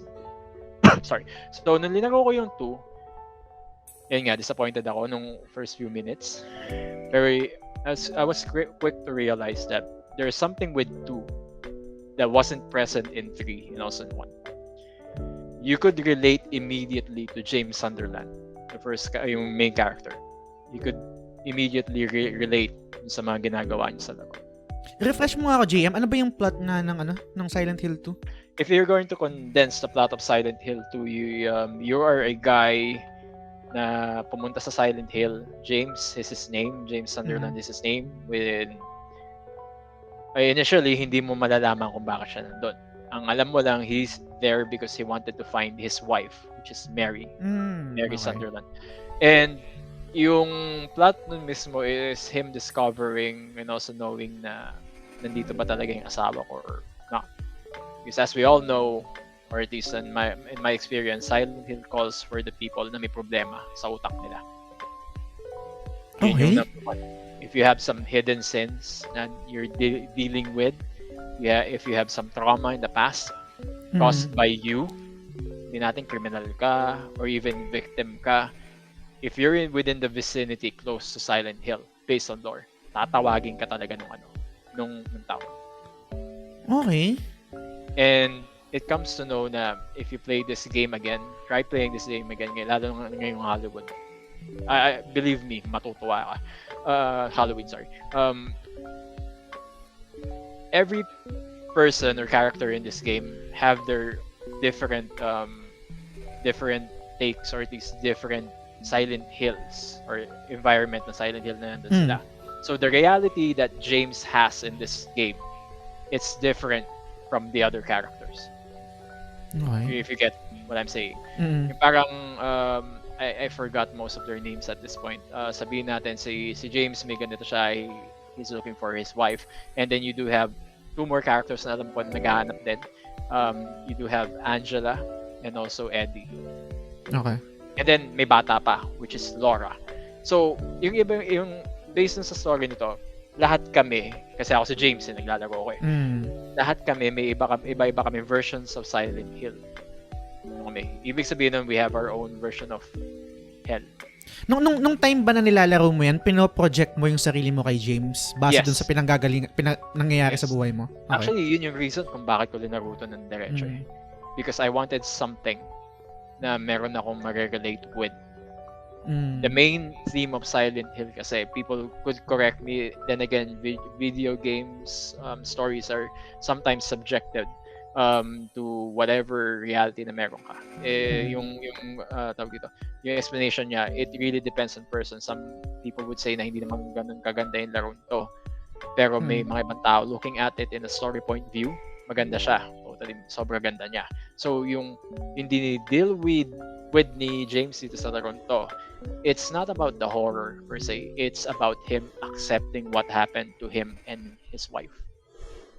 Okay, spoil mo na ako, JM. Hindi sure ko kasi sure. Oo, goods lang. ano ba yung nangyari dun sa story ni sabihin ko sa akin story ni JM, sorry. Sa story ni James. James Sunderland. As I said, diba, earlier sinabi ko na hinahanap niya asawa niya. Tinawag siya ng town because akala niya nandun ang asawa niya. The latter part of the game, you'll get to see kung ano talaga nangyari, which is pinatay niya yung asawa niya. Oh my God. Pero it's not the same thing na iisipin mo in a bad way. It's actually subjective. Kung morality's sake, it's very subjective kung anong ginawa niya. It doesn't discount the fact that you killed your wife. Pero ito yon. If you're facing a scenario na meron kang asawa, namamatay na siya. Sabihin natin, anyone in your family, any close relative, any friend na sobrang lapit sa'yo and dear in your heart, and then kayo na lang yun nandun. You're faced with the reality na hindi na siya gagaling, and then oh my God, wala na talagang pwedeng gawin medically. So, nangyari dito, pumunta siya sa hospital for the last day na may back and forth sila na you have to release me, ito ganyan. Pero syempre, asawa niya yun. Hindi naman niya talaga gagawin subconsciously yun. Gusto pa niya mabuhay. Why are you going to send your wife into a hospital for a very long time na? Because you still have hope na gagaling pa siya. Ano ba yung condition ng wife niya? Actually, I can't remember. Pero may, I think, cancer siguro. People could Okay. correct me on that one. Alam ko, may sakit siya na hindi na pagaling ng modern medicine. So, sobrang tagal na niya doon. And then, tinitignan ko lang yung disease. Kasi hindi rin sinabi talaga eh. Pero may sakit siya na talagang hindi na magagamot talaga. James is holding up hope na kaya pa. Okay. For the longest time, kaya pa. And then eventually, ang ginawa niya, binagay niya yung pillow sa mukha, and then oh my we know God. what happened there. So, for the premise na meron doon, parang mali yata ako, JM. Sana hindi ko pina-spoil sa'yo, pero sige. I told you this game has a lot of colors in it. Sige. Meron pa tong DLC, men. Hindi pa uso yung DLC dati, meron DLC tong laron to. Which is very good. I could send you my copy if you wanted to play it sometime. Sige. Pero yun nga, yung nangyari doon. Pero ito, yung ginawa ni James doon sa wife niya, sorry na-interrupt kita, wish to ng wife niya na gawin sa kanya. Parang suko na siya. Alam mo yung nagdadalawang isip ka? Yung pakiramdam na gusto mo i-release yung eto yung babae yung si Mary's point of view. Kasi she's being a thorn on James's side for a very long while. And she wanted the best for her husband.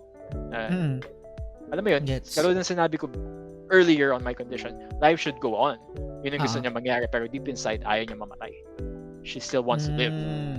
So, James was put into a situation, should I prolong my wife's agony or should I do this na? And kasi JM, no, sorry, it's fine. okay, paano ba? Ang hirap ba? Ang hirap. Mahirap. Okay, kasi ganito pre, no, i-share ko lang din. 2016 namatay yung dad ko, yung papa ko. Cancer siya, lang cancer. And then nakita ko yung kung gaano kahirap yon. Tapos siyempre, hindi lang dun sa sitwasyon ni papa, sa financial din, emotionally, lahat draining talaga.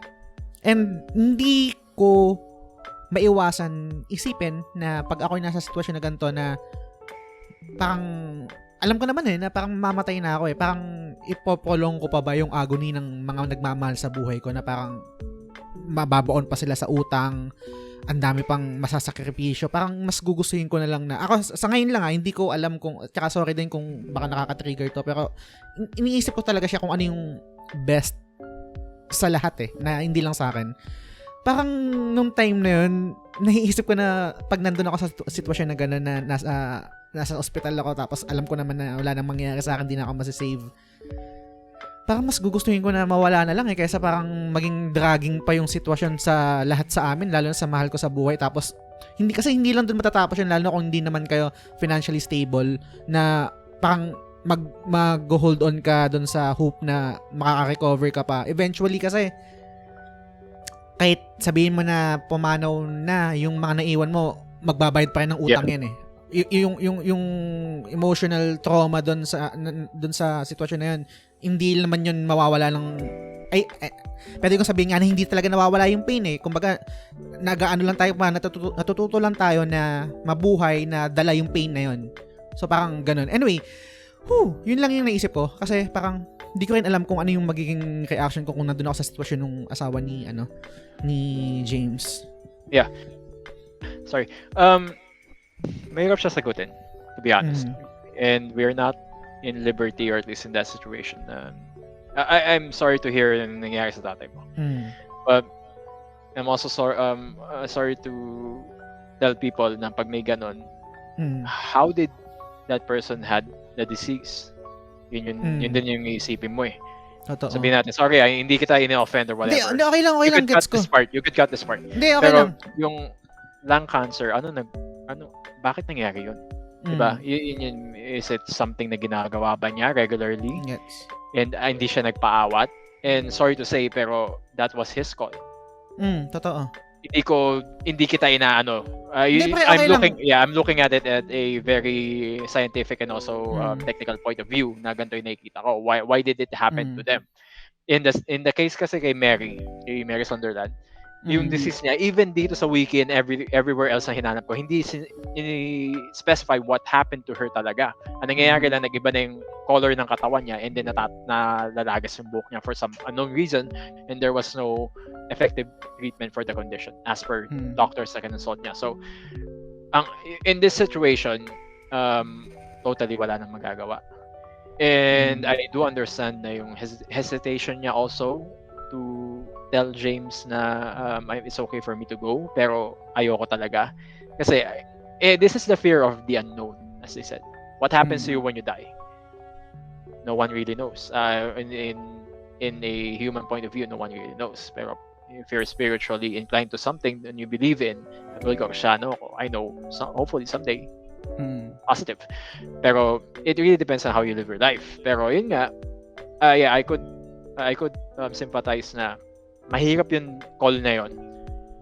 And regardless kung anong sabihin mo, that person's life is still in your hands. Kung you decide na to terminate or alam mo yon, hindi mo na matatanggal yon. Pero kasi this is also go ahead.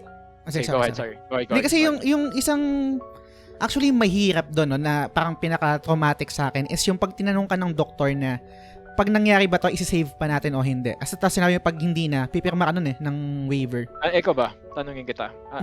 If you do have the money, syempre, it's an easy decision na sabihin na isi-save ko pa tong taon to. Dalawa eh. Ngayon na medyo, I guess, siguro, I can say na medyo matured na ako, no?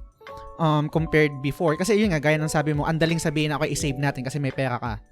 Pero sa kabilang banda kasi pag nakita mo yung sitwasyon ng mahal mo sa buhay na talagang naghihirap na, parang minsan gusto mo lang tanong, bigay mo yung decision sa kanila, hindi para ilipat yung bigat ng decision sa akin papunta sa kanya, 'di ba? Pero kasi makikita mo talaga na nahihirapan na talaga na hindi na kaya na parang okay, sige, pwedeng i-try natin na i-save, sasabihin natin sa doktor, tapos tatanungin mo pa nga ilang percent yung chance. Yeah.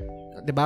Pero para sa akin ngayon, I don't think na, pero dalawang side, no, sige, tatanungin kita. Hindi ko alam kung parang acceptable ba na ang decision is dapat talaga nasa akin or nasa mahal sa buhay, no, or nandun sa tao. I think that decision should be left alone with the person who's suffering first. Agree. Pero sa kabilang banda, isipin mo kasi dahil dun sa pinagdadaanan nila sa tingin ba mentally, natin, do they have the capacity to do that decision?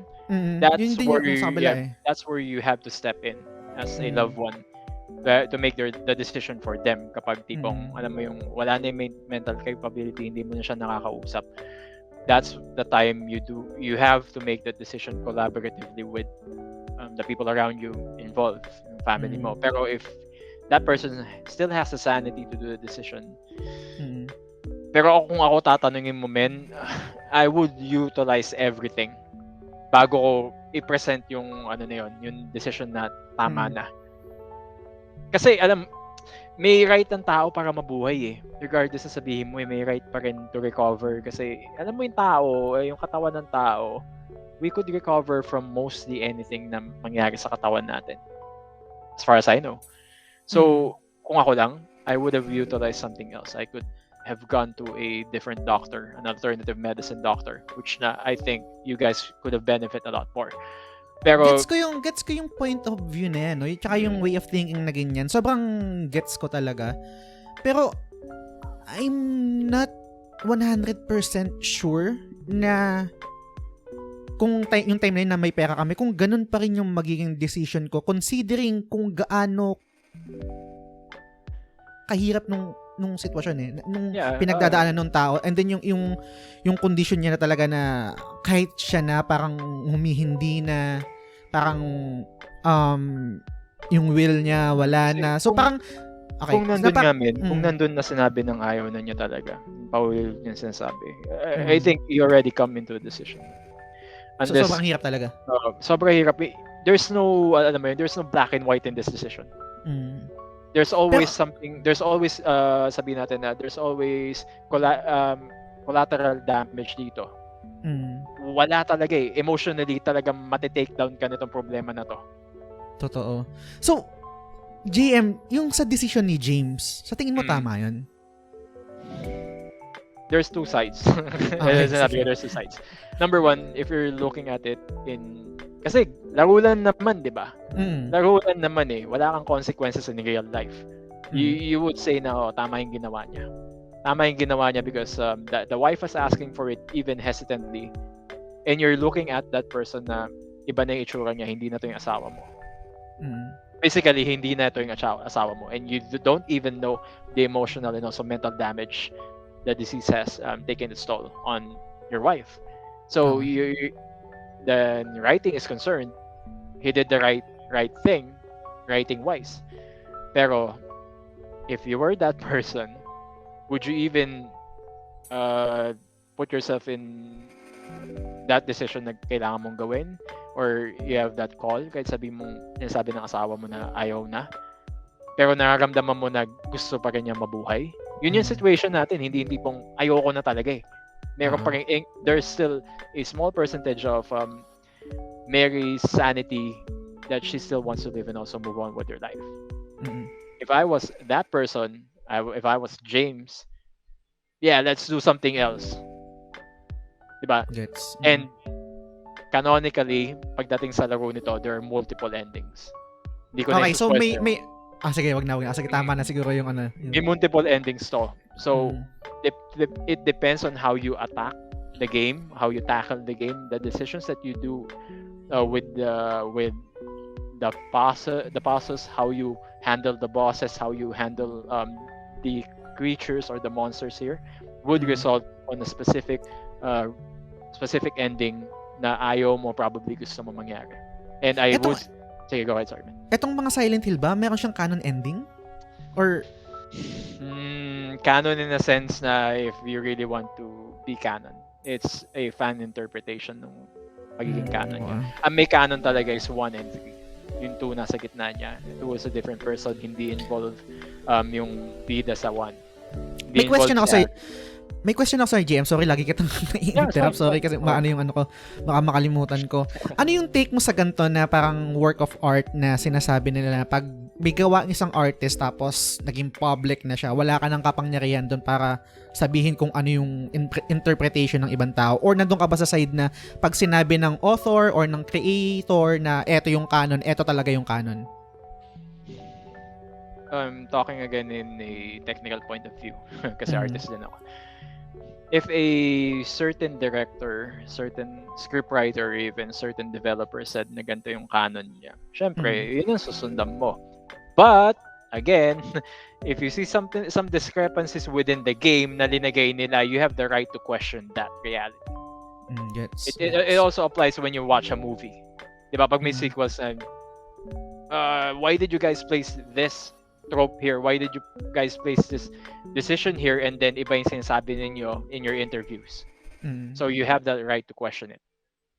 Ako naman, pagdating dito sa canon, I do my own head canon dito. And they haven't given the good thing about this game, they haven't given any definitive ending kung ano talaga yung gusto mo. It really is up to the person's decisions within the game on what the ending should be. Gets. Ganda nun. I think mas gusto ko yung ganun, no? Na nasa atin kung ano yung... Anyway, so, decision ni James, tapos yung nabanggit mo na depende pa rin, no? Kasi may mga iba't ibang ending siya. Sorry. Gusto ko naman pag-usapan natin dito kasi nabanggit mo rin doon sa conversation natin sa Facebook na parang it deals with symbolism din, no? Yeah. Ano yung mga symbolism dito na nakita mo sa Silent Hill? Okay, so for Silent Hill 2, there's besides symbolism, Silent Hill 2 deals with the 5-step of acceptance na sinasabi nila. And yung I think 5 steps of acceptance. Hindi ko rin siya ganun ka-memorize pero meron ka doon yung grief, bago yung acceptance dito, meron kang bargaining, anger, and denial yung ganun. All of those men pagdadaanan mo sa story ni James. Number 1, yung grief, syempre namatay ang asawa mo. Number 2, yung denial na you still want her back. Okay.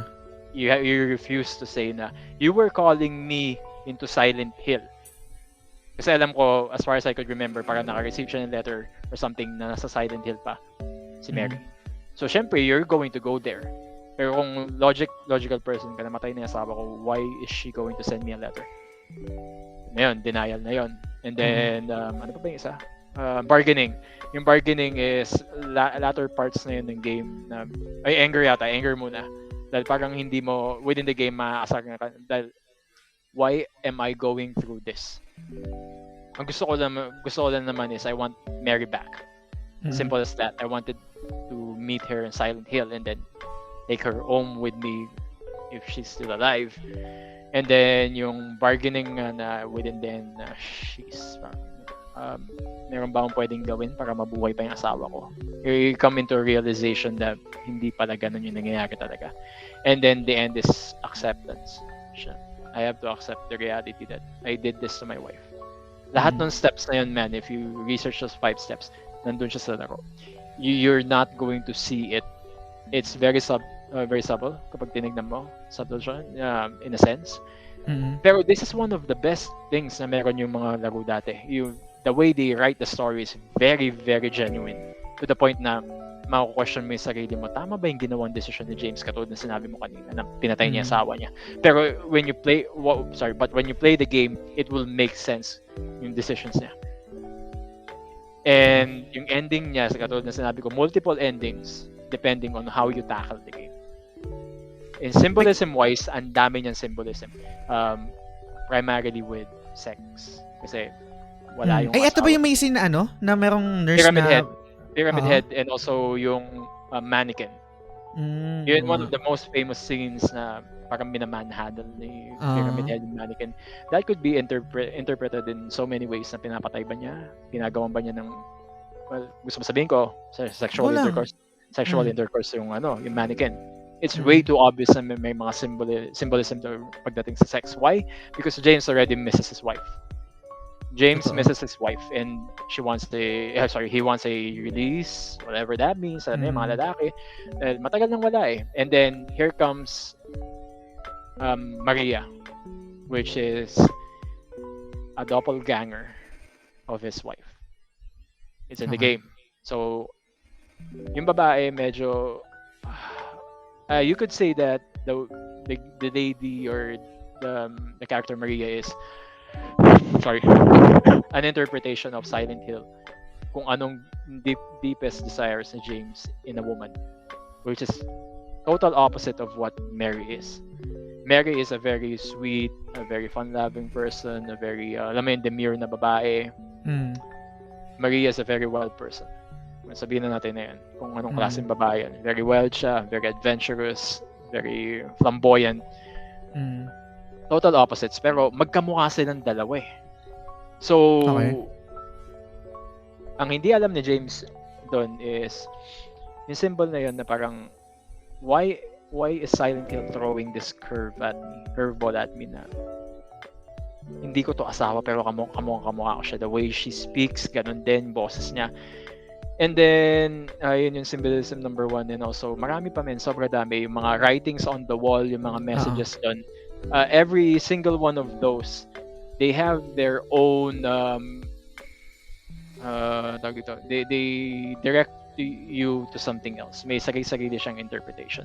Sometimes within the game, sometimes yung mga ibang symbolism doon parang in homage na lang to other games that came before it or even films. Kasi yung gumawa nitong yung Team Silent, most of them are horror fans, horror genre fans, and hindi sila afraid na ilagay yung pangalan ni Steven Spielberg doon or sabihin natin ni Stephen King doon. Pero hindi directly Stephen King, King Street or something na ganon. Lagi may mga ganon. As far as other symbolism goes, Pyramid Head. Who is Pyramid Head? Kilalang kilala sa Pyramid Head because he's one of the most iconic villains of all time as far as video games is concerned. Probably in the same level as Nemesis is in RE3. Kung naalala mo, di ba? Sobrang sikat na Nemesis natin. So, Pyramid Head is, for me, as far as I saw it and also research it, even now, tinitignan ko pa rin na nagbabago-bago ng research ko pagdating dito. Pero one thing about Pyramid Head is lumalabas siya in times na parang wala nang direksyon yung laro mo. Yung tipong hala mo, dead end ka na. Lalabas si Pyramid Head doon. It's either in a cutscene or lalabanan mo siya. Anong basa mo doon? What I see there is Pyramid Head is James's ang tawag dun sa term na yun? Alter ego? No. Yung anxiety? Hindi na mo parang na mental block tayo. Okay lang. Kasi yung terms ito, marami siyang terms eh. Yung side ni James na kailangan siyang tulungan mentally and also emotionally. Parang moral compass niya kung saan siya kailangan pumunta. Okay. Kasi if you went into Silent Hill blind, you need someone to make you realize or something to make you realize yung path mo. And ang daming times na pinatay ni Pyramid Head si Maria dito. Hinting na dapat na-realize si James na hindi totoo si Maria. Kasi one time, may scene doon na may pinuntahan sila and then pinatay right in front of him. Teka lang, yung Maria, pinapaniwalaan ni James na Kala niya yung si Mary. Si Mary. Okay. Kasi you can't blame James kasi parang hindi niya kina-question doon sa game na bakit iba yung ugali nito tapos ilang beses na napatay, buhay pa rin. Question niya. Question niya, okay. Question niya pero the biggest issue that you have there if kayong dalawa na lang yun nandun or sabihin natin 3-4 kayo nandun.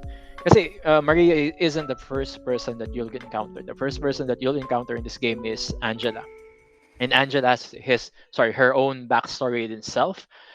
And if you play the game, may realize man sobrang effed up yung story ni Angela. And I did, even me myself, ayokong laruin yung laro niya. Kung gagawa sila ng Silent Hill based on Angela Orozco's origins.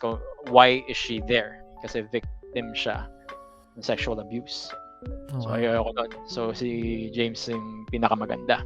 And Eddie has his own backstory na hindi natin alam fully kung pumatay ba siya ng tao kaya siya tinawag doon. Hindi natin alam.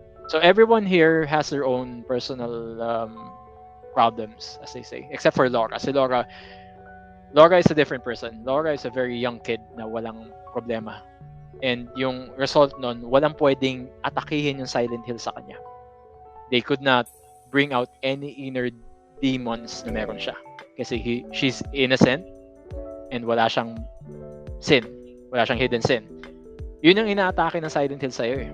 Based on what they're doing in the lore. If you have something hidden na ayaw mong i-embrace na ginawa sa'yo or ginawa mo, yun na yun ang i-materialize ng Silent Hill na reality mo habang nandun ka sa town. Yun ang nangyari kay James. Yung Silent Hill ba, I mean, habang nilalaro mo yung game, no, yung Silent Hill 2, tapos kahit nabanggit mo na merong iba't ibang ending, tapos wala namang sinabi kung anong canon ending, no? Personally, nung ikaw ba nung nilalaro mo siya, ano ba yung pinaka-goal ni James doon? And then ano yung naging, let's say, yung pinaka-ending na rin siguro? Hindi na yung ibang ending. Yung first na run through ko nito, I really came into it na parang gusto ko lang i-feel yung laro. Gusto ko lang talagang ma-realize kung ano talagang story na, which wasn't really given to me in the first time na nilaro ko. I needed to play this game 2 times again after ko laruin. And the first time na nilaro ko siya, gusto ko lang makita ang flow ng story niya. Because before, wala pa ako yung gantong utak eh. wala pa akong yung sobrang technical. I just wanted to know the story ni James Hernandez is. Nung una, syempre, okay, sige, just another hero na may problema na gusto lang makuha yung asawa niya and then iba yung binigay sa kanya Silent Hill and then he gets to go home. Pero yung ending ko nun, hindi yun yung ending na nakuha ko. Yung ending na nakuha ko is the semi-bad ending. Pero yun daw yung pinaka-canon, yung semi-bad ending. Kasi may parang the game has 5 endings and 1 comedy ending. Actually, 2 comedy endings. Nakuha ko yung second ending. Yung first ending kasi medyo hindi canon. Pero yun yung gusto niya mangyari. So, ako nung linaro ko siya, second time around, na-realize ko na, pucha, ang lalim nito. Sobrang lalim nito laro to na we could have our own interpretation why we're playing it. For me, playing it the second time, I'm coming into a conclusion na, yeah, James has to face his inner demons to have them released from him and accept reality and also accept the consequences of what he's done to Maria. Okay. And after nun, nakuha ko yung gusto niyang ending for his own. Yung gusto ni James? Oo, yung gusto niyang ending, James done for his own. Kasi yung tatlong ending, yung sinabi ko, nakuha ko yung unang dalawa, yung pangatlo hindi ko nakuha. Kasi, ako systematical gamer ako. Ayoko din pinapatay lahat eh. So, if I could save time, syempre, I wouldn't kill any monsters din. Lalo na't alam ko yung lore ng Silent Hill, yung ginaro ko second time around. Na tipong, you don't even know kung talagang monsters sila or tao rin ba yun nandun. Hindi mo rin alam eh. So, hanggat maaari, I avoid any confrontation with any monster as much as I could, which resulted me in getting the ending na gusto ni James. Pero it doesn't erase the fact na pinatay mo yung asawa. Yun nga eh. Yun yung parang ano dun eh, diba? Parang, grabe. Pero, eto JM, no? May tanong ako sa'yo. Nung time na syempre may pinagdadaanan ka, medyo ibabalik ko lang dun sa kaninang natin. No? May pinagdadaanan ka, tapos parang nakita mo yung PlayStation 2 mo, tapos naglaro ka ng Silent Hill 3. I guess, hindi pa pala. Naglaro ka pa ng ibang games bago itong Silent Hill 3. Tapos sabi mo parang may kulang pa rin. And then Silent Hill 2. Kung kaya mong himayin, no, nakwento mo na rin naman. Pero kung kaya mo lang himayin, ano dito sa Silent Hill 2 yung pinakamalaking part na nakatulong sa'yo doon sa game, I mean, sa pinagdadaanan mo, tapos meron doon sa Silent Hill 2? It's the acceptance portion. Kasi yung acceptance portion nun yung buong, yung 5 steps of acceptance. Well, once na may naramdaman ka, once na may sakit ka, I know you could relate in some form because you have a loved one who died and sakit yun sa kanya. You could actually see the 5 steps of acceptance sa kanya. Even yung denial na akala mo na wala ka sakit talaga. It's just yung the way James's journey culminated with, I could relate to it na he has to accept the reality of what's really happening. And if you're placed in a situation, not even sa sakit, sabihin natin na ayoko na maging negative, pero pag nawalan ka ng alam mo yun, nawalan ka ng laruan, nawalan ka ng something that you invested in. Di ba may denial ka eh, why did this happen? Paano nawala sa akin to? How did I lose a portion of my life here na bigla-biglaan lang?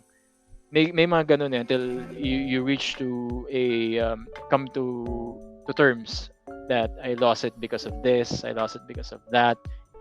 The only thing that I could do is to look forward in life and do things better, and probably the next time this happens to me, it won't happen again because I already have the knowledge and also the skills to move forward and also tackle the same situation. Parang ganun yung tinignan ko doon. Kasi kung wala kang kung i-deny mo yung sarili mo sa mga nangyayari within you or within your surroundings, you're just going to lie to yourself and also be a burden towards other people that you're involved with, other people that it's in your life na tinutulungan ka. Yeah, you just have to be accepting of what's happening talaga. Yung sa sitwasyon mo, no, nung kanina mga nakakwento mo, itong Silent Hill 2, yung naging epekto sa'yo, which is yung acceptance nga. Ano ba to, nung sa, let's say, paano ba yung magandang wording dito? Doon sa pinagagalingan mo, sa sitwasyon mo, sino or ano yung Silent Hill sa buhay mo nun? I use it as a tool, to be honest with you. Number one, to escapism na sinasabi nila. Entertainment, of course, entertainment value. Regardless if you enjoyed, sabi natin, in a movie perspective or even gaming perspective. You are playing the game because you want to enjoy the entire thing and also see what goes on sa laro na yun. Is it justifiable in having bad ratings? Is it justifiable in having good ratings? Having that number one game of all time title. Ganun ako na nagsimula. Pero when I played the game, I really wanted to play it in one full sitting. And linaro ko na siya. Especially in the second time around. Kasi I've used it as something to reflect in sa current time situation ko. Not current world or current, alam mo yan, yung environment situation ko, but for me to reflect. Am I hiding something in myself na kailangan ko ba i-accept?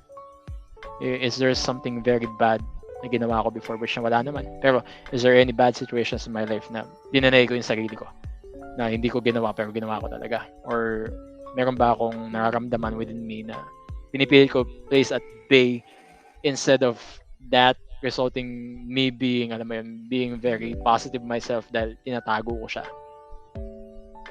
I came to terms na parang napaka-negative na tinatago ko lang siya. Parang alam ko yung tayo mga lalaki tayo, we have the, alam mo yung, medyo macho tayo na kaya natin gawin. Pero in the end, even in the Bible, kailangan mo i-accept na ganito yung nangyayari in reality. Yun yung nakapagpa-realize sa akin na regardless, may nararamdaman ako, I should accept and move forward. Accept and move forward. Accept and move forward. Yung aksidente na yon, yung nangyari sa akin, it's still something that I did, even inadvertently, I did that. So it resulted to this. Ganon din yung nangyari kay James. I did that. Kunyari ako sa James, I did that. So it resulted to this. Anong kailangan kong gawin? Yun yung may path doon. Anong kailangan kong gawin in order for me to come to terms na wala na yung asawa ko? Either that yung sagot ko sa sarili ko, ano nilalaro ko, or I did that. I killed my own wife. What can I do to get her back? Yun yung second path. Doon na exploit si James na Silent Hill. Kaya ganun very timely no sorry, balikan ko lang yung isang nabanggit mo no, parang okay, lalaki tayo, parang merong paano ba sabihin doon? Parang merong ine-expect yung society sa atin. Parang ganun, 'di ba? I'm not sure kung mag-agree ka or nakalagay siya sa Bible, no. Pero naalala ko lang kasi very timely kagabi bago matulog kasi every bago ako matulog no, nagche-check ako ng on this day sa Facebook. Tapos may lumabas sa akin na status, parang sabi ko doon, huling lamay na ni Papa ngayon. Kailan ba ako magkakaroon ng lisensya para maging mahina? Parang yun yung status ko. Kasi parang pag lalaki ka, pag may nangyaring hindi maganda sa'yo, parang wala kang lisensyang maging mahina. Parang hindi ka pwedeng magpakita ng weakness, hindi ka pwedeng umiyak or something, or vulnerable. So parang naalala ko lang nung sinabi mo yung sa ganun. Pero anyway, pero ang gusto kong itanong sa'yo is, again, hindi to nakalagay sa show notes natin, hindi ko to na parang this is everything organic. This is everything organic na nag-uusapan natin ngayon. Yep. Gusto kong pasadahan ng mabilis lang bago natin tapusin yung discussion natin, no.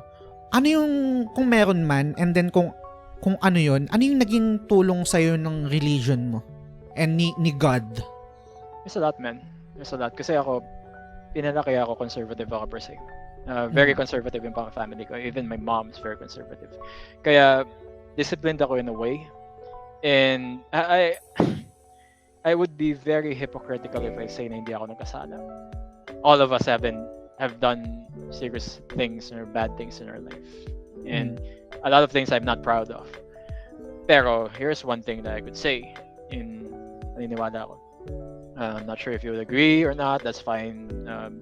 I'm not here to become preachy. Pero the one thing that being a Christian taught me is there's always a second opportunity or a second chance in life na bibigay mo. You just have to accept kung anong ginawa mo before. And again, playing into Silent Hill, even though hindi talaga accepted sa Christianity yung Silent Hill, yung theme nito, you could see yung vulnerability ng tao, yung acceptance. It's one of the weakest things, lalo na tayo mga lalaki. One of the weakest things is to accept that we are wrong. Kasi we were built to do everything right. I'm sorry to say, pero yun yung naka-build dun sa psyche natin bilang lalaki, na kailangan tama lahat ng ginagawa natin. Decisions regardless na hindi na natin alam kung tama talaga or hindi. Parang tama yung ginagawa natin in a sense na ito yung gusto natin mangyari, if you know what I mean. So, yung path na gagawin natin doon, minsan hindi natin nakikita kung morally right pa nga or not. Gets. Yung tinulong sa akin ng Christianity doon is you have some set rules. The 10 Commandments is there. You have to reflect your life na ganun. And sad to say, totoo yun nasa 10 Commandments. And if you follow a set of rules talaga in your life, you are bound to go somewhere far better than what you are expected, because you're following some set of rules na proven to help you out. Based on my experience, it's proven to help you out. I'm not going to dive anything further kasi kung ano, you guys could do your own research on Christianity. It's a double-edged sword. Huwag kayong masyadong maniniwala sa mga taong, alam mo yun, sobrang far, sobrang super spiritual. Some of those people are not even grounded into reality. You have to be grounded into reality. Number one, you have to ground it into reality na nabubuhay tayo dito sa mundong ito to serve other people and also to serve our loved ones. That's the number one goal. If you be a good example to them, if you're a Christian, yung mga makikinig dito ng Kristiyano, you know what I'm saying. Be a good example. Pakita mo yung pamumuhay mo bilang Kristiyano. You have to show them that. If you want to be a good person per se, ayaw mo sa Christianity, I'm not going to blast you, or I'm not going to bash you kasi ganito ako. No. We have our own realities in life. I could share you the Bible, I could share you some Bible verses what worked for me. It might not work for you, but at least pinakita ko sa inyo yung positive side ng Christianity. Sometimes there are negatives, pero sabihin ko sa inyo totoo, just you know this, lahat may negatives. Even yung sobra daming okay na ginagawa ka, deep inside alam mo something is not right. Kapag alam mo yung sobrang good yung ginagawa mo, may something na mali. Katulad ng mga nasa scam na tao, dahil you're just doing it into with the goodness of your heart. Pero in reality, may iba na pala nasasaktan. Totoo. So actually, sorry, naging balikan ko lang no yung mga nabanggit mo tungkol sa Christianity, sa religion, sa Bible. Kasi this game man, to tell you the truth, malaki yung ginamit nilang religion basis dito sa larong to. Sobrang laki. Even in Silent Hill 1, kaya nga natakot akong laruin yun eh. Dahil it dives into Satanism. Most part. Okay. Kaya hindi ko siya tuloy linaro dahil it's against me as a person. Talaga. Gets. Kasi yung babanggitin ko sana kanina is yung nagkaroon din ako ng parang podcast episode. I think side quest siya. Ang title is Reconnecting with God. Parang last year ko siya ginawa kasi ang nangyari naman nun is nagka-COVID yung lola ko, tapos alam niyo naman yun guys kung napakinggan yung episode na yun, yung guest ko si Sam O. Tapos parang for some reason hindi kasi ako parang ano bang term dito? Pinanganak na Katoliko pero hindi nagpa-practice, parang ganun yung siguro yung term so doon. Basically agnostic ka. Hindi ko alam kung anong tawag doon, pero siguro if you're if not practicing the religion that you should be, or at least kung ano na ingrained sa'yo, sometimes hindi ka rin naniniwala talaga.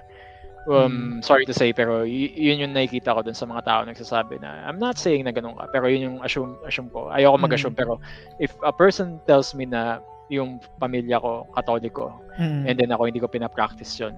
So, part of you is a bit atheist and agnostic in a sense that because you're not practicing the specifics na ginagawa ng mga Katoliko.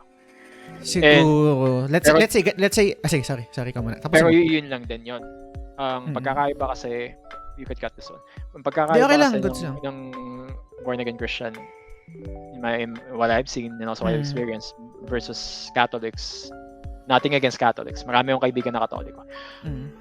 Wala sa amin yung pag-practice na, alam mo yun, yung religious practices na kailangan namin 6 p.m., 3 p.m., mga ganun, wala. It's grounded into reality. You have to develop a certain relationship between you and God.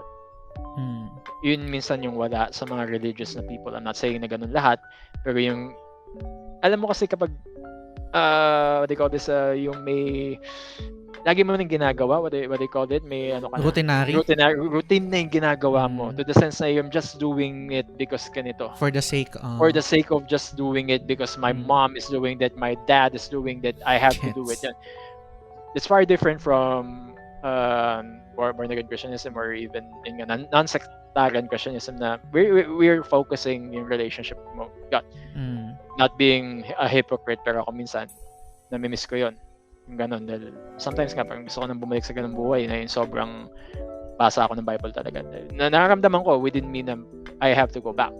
Pero yun na lang sa akin, nararamdaman ko siya na I have to go back. I'm not sure with other people, with you, pero yun nga, we just have to be honest with ourselves. What is more important to you? Is it important to you to have a routinary thing na kailangan mag-grocery ako, magbasa ako ng Bible every this set of time? Are you building that habit? Sometimes kasi ganun din if you're developing a relationship, you have to build that habit, diba? Kapag manliligaw ka, kailangan may habit na sunduin mo siya, lalabas kayo, and then kakain, build that relationship, know that person much more. Same with building a relationship with God or whatever, kung anong inano nyo, through prayer and also through Bible reading. Yun yung, there's no other way around it. Even, sabihin na natin, building a relationship with anywhere, even business relationship, kailangan nakukuha mo talaga yung emotional aspect ng emotional aspect ng relationship building before you actually get to know each other more. Ganun din talaga sa relationship mo with God or even other religions. Totoo. Yung nabanggit mo yung yung habit, no? Actually, I'm not really sure, no, kasi hindi naman ako parang kumausap ng professional help, pero feeling ko yun yung nagti-trigger ng anxiety ko, na kasi parang creature of habit ako, na parang meron akong kailangang habit. Pag na-disrupt ka. Na-disrupt ako. Ganun din ako. May OCD tayo, pre. Ganun yun. May OCD tayo. Hindi ko sure kung OCD yun eh. Ewan ko lang ha. Hindi ko sure. Hindi ko talaga sure. Pero pag have a routine na ginagawa mo paulit-ulit, magiging magiging what do you call this? Dependent ka na dun sa routine na yun, which I get. Ganun ako. Ganun ako sa opisina, pag meron akong na-miss na email, na nagagalit ako for some reason. Kasi na-miss ko yung email na yun. I wanted to do everything perfect kasi I have a standing with my account na ganito yung work ethic ko. Ayoko masira yun. Ayoko magkaroon ako ng infraction because of that. Kaya yung result ko sa opisina, ganun na din ako tinitingala. Because I have that work ethic na to do everything perfect as possible, which alam naman natin wala naman perfect. There's nothing perfect. Even if you practice, there's nothing really perfect. Sa video games, probably meron. may mga perfect combos or that nagagawa mo, pero in real life, there's nothing really perfect. So, ayun nga. I think you and I have that kinship pagdating sa we have to do something routinary talaga. Kasi hirap i-break yung routine eh. Pero kung tutusin, that's also a limiting belief na meron tayo. Kasi sa akin, kahit yung simple lang na kunwari day off ko every Thursday. Okay, so every Thursday kailangan yun yung laba day ko, laundry day. Umulan, hindi ako nakapaglaba. Parang pwede ko naman sabihin sa sarili ko na okay, pwede naman ako maglaba kinabukasan. Ba't ako mababate? Ba't ko sisirain yung araw ko dito sa napaka-mundane na pangyayari na to? Parang ganun. Pero hindi ko maiwasan nababate pa rin ako, nasisira yung araw ko, parang bigla na lang hindi nakakahinga. Parang kailangan kumain ng chicken joy para maging to feel better. Yeah, I know. Ganun din ako before. Even now. Lalo na kapag the worst anxiety na naramdaman ko is nakarang kasi yung trabaho namin is in media. Ako yung nag-handle ng mga sporting events or these sporting events in Channel 7 ng Australia. So, yung ayos nun kasi kailangan maayos talaga. So, kapag may nasira doon, hindi ko na alam ang gagawin ko. And I'm just following kung anong ginagawa ng mga tao before me. May nangyari doon na sobrang messed up yung nangyari to the point na umiiyak ako. Umiiyak ako sa tail ko. Sabi ko, ba't nangyari yung ganito? I was just following everything. Following my instinct na ganun. Nagkamali pa rin ako. Yun yung ko talaga. Pero I realized na dapat naging flexible pala ako. Na hindi lahat and not everything that you're going to do or you plan will come out as if. Because that's the reality of life, man. Even in Silent Hill, that's the reality of life. Napatay ni James yung asawa niya. Ano na mangyayari ngayon? Am I going to mope around? Or am I going to do something about it? Ganon na ganon. Gets. Siguro, JM, no, to end our conversation, this podcast episode, no, gusto kong malaman, and then parang ending, ano mo na rin. Diyan sa nabanggit mo nung huli, pag ina-atake ka ng anxiety, paano mo siya nilalabanan? Ano yung nagiging coping mechanism mo? Ano yung parang to make you feel better, parang maging okay ka? Ano yung ginagawa mo? If I'm going to lay everything down, siguro, I'm going to start with what I'm based with. I'm a Christian, katulad ng sinabi ko. I pray. I mean, I pray deep inside sometimes out loud. Kasi yung prayer... Grabe, no? Sorry, lagi kita nakakatalaga.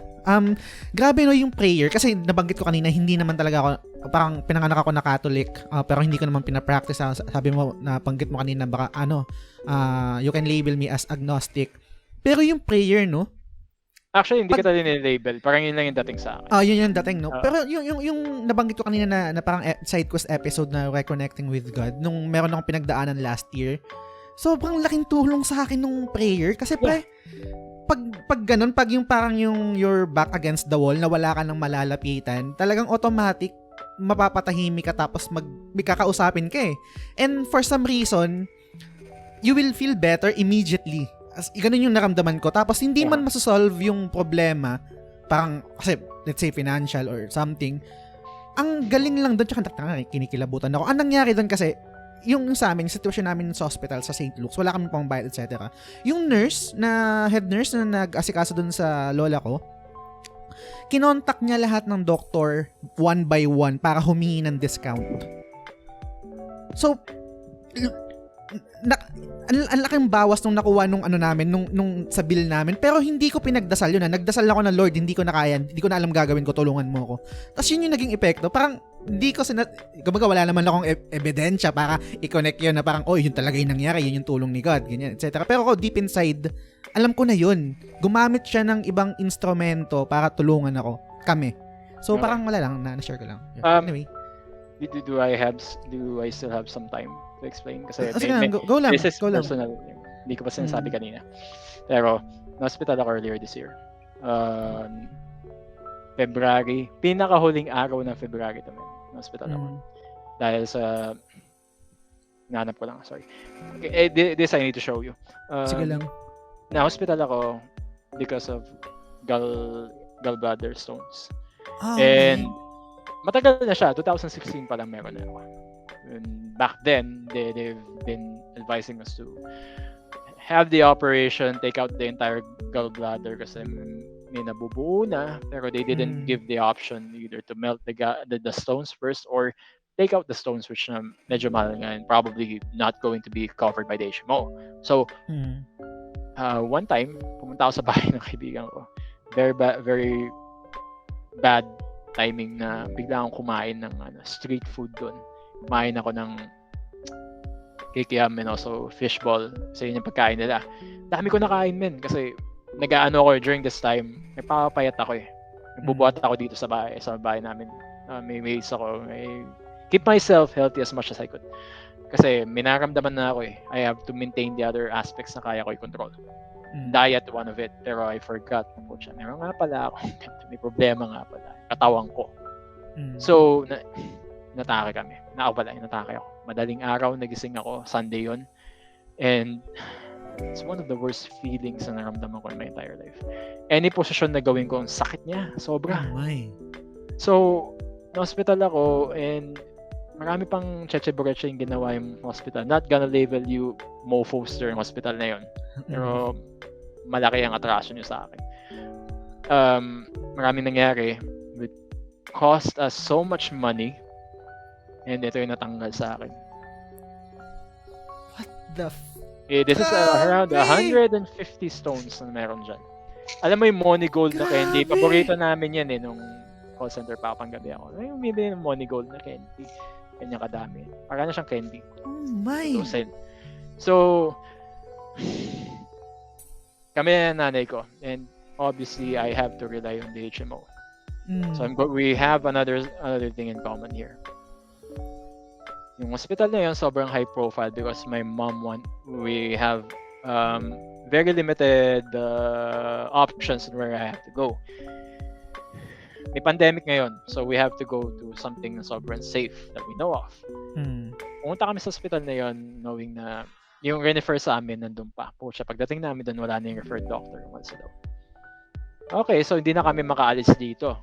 Dahil na-strap na ako ng sa higaan.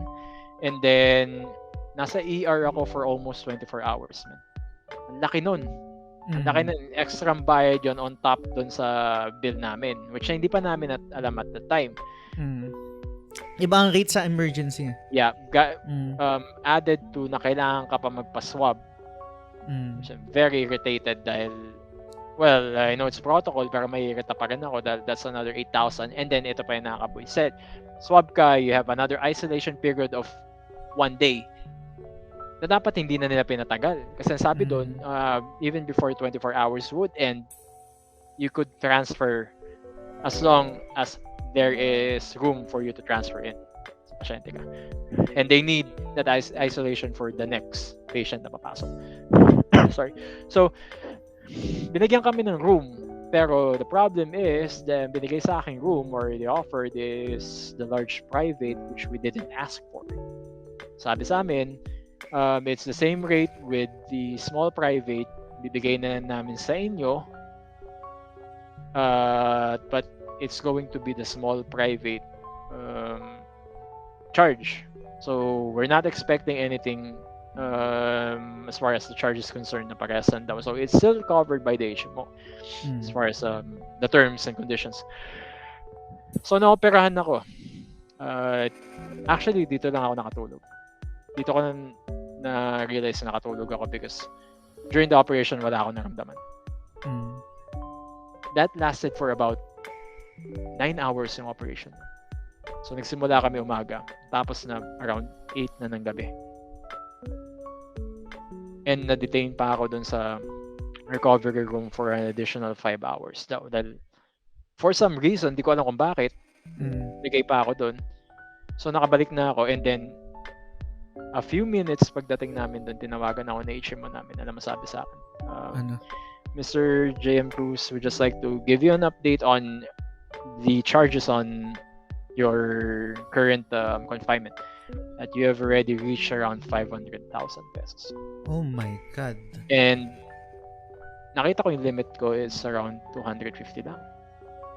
So, adding the PhilHealth thing na sobrang corrupt ng mga tao doon, nakuha ko lang sa PhilHealth is around 30K. Ang inangin. So, ngayon, anong gagawin namin ngayon? Each and every day that I spend more and more inside that room, tumatakbo yun. at mas malaki siya. So, umabot kami around 600K. And nag-decide na yung nanay ko na we need to go out na. Siyempre, todo dasal namin, as I said, may power in prayer. People might dispute it, na sabihin anecdotal lang yan, ikaw lang naka-experience niyan, or swinerte ka lang. I don't believe that. In my sense, I don't believe that.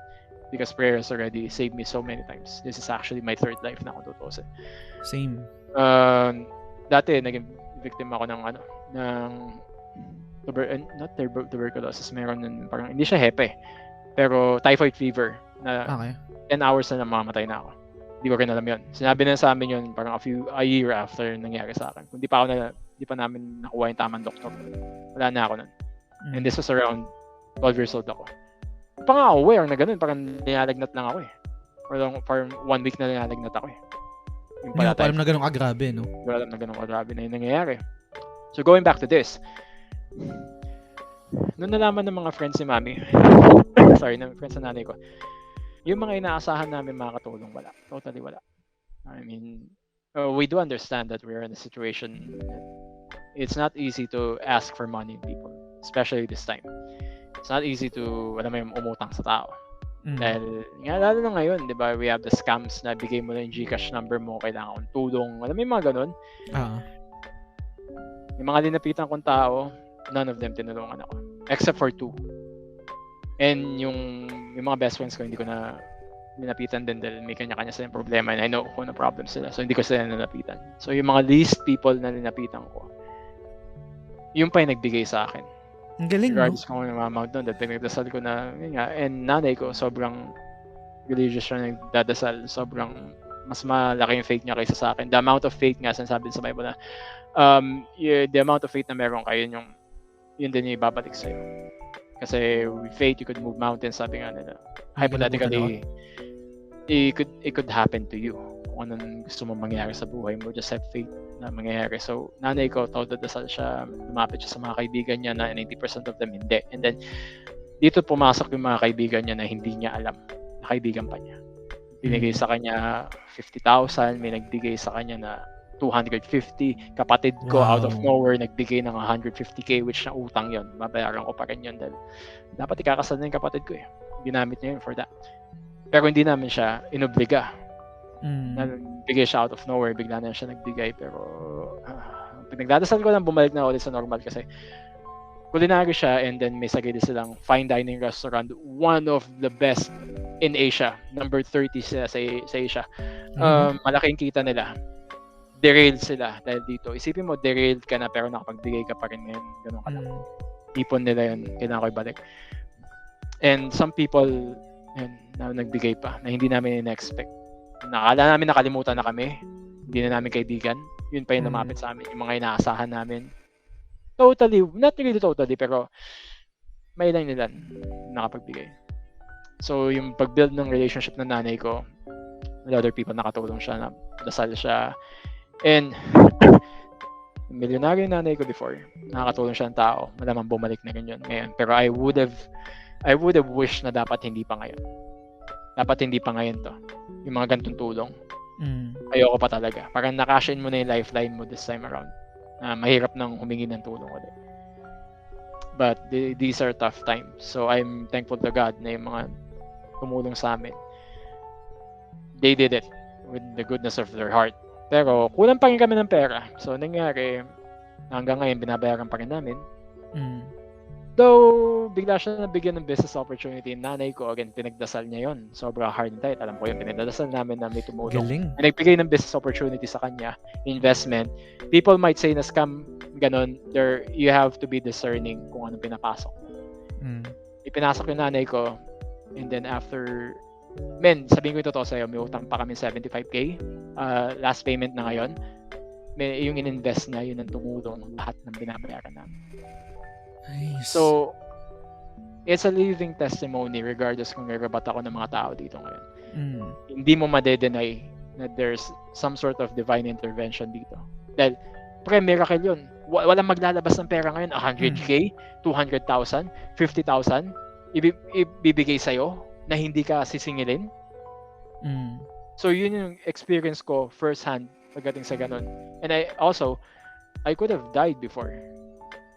Pero yung proper help dumating. So, anong tawag natin doon? People say it could be coincidence.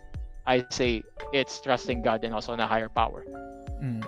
And kahit sa akin yung nangyari sa akin, I don't think na trabaho pa nung nurse yun para isa-isahin yung yes, hindi yung na niya trabaho yun. Hindi na niya trabaho. Kasi yung sitwasyon nun nung sa akin, literal umiiyak ako dun sa billing section kasi hindi ko alam kung hindi namin alam kung paano saan kukunin. Sabihin ko sa'yo, yung hindi na nagpabayad yung doktor sa amin. Yun, may mga ganun. Hindi naman sa hindi nagpabayad, pero ang fee ng discounted. Doctor, yung fee ng doctor is 150 sa kanyang tatlo lang.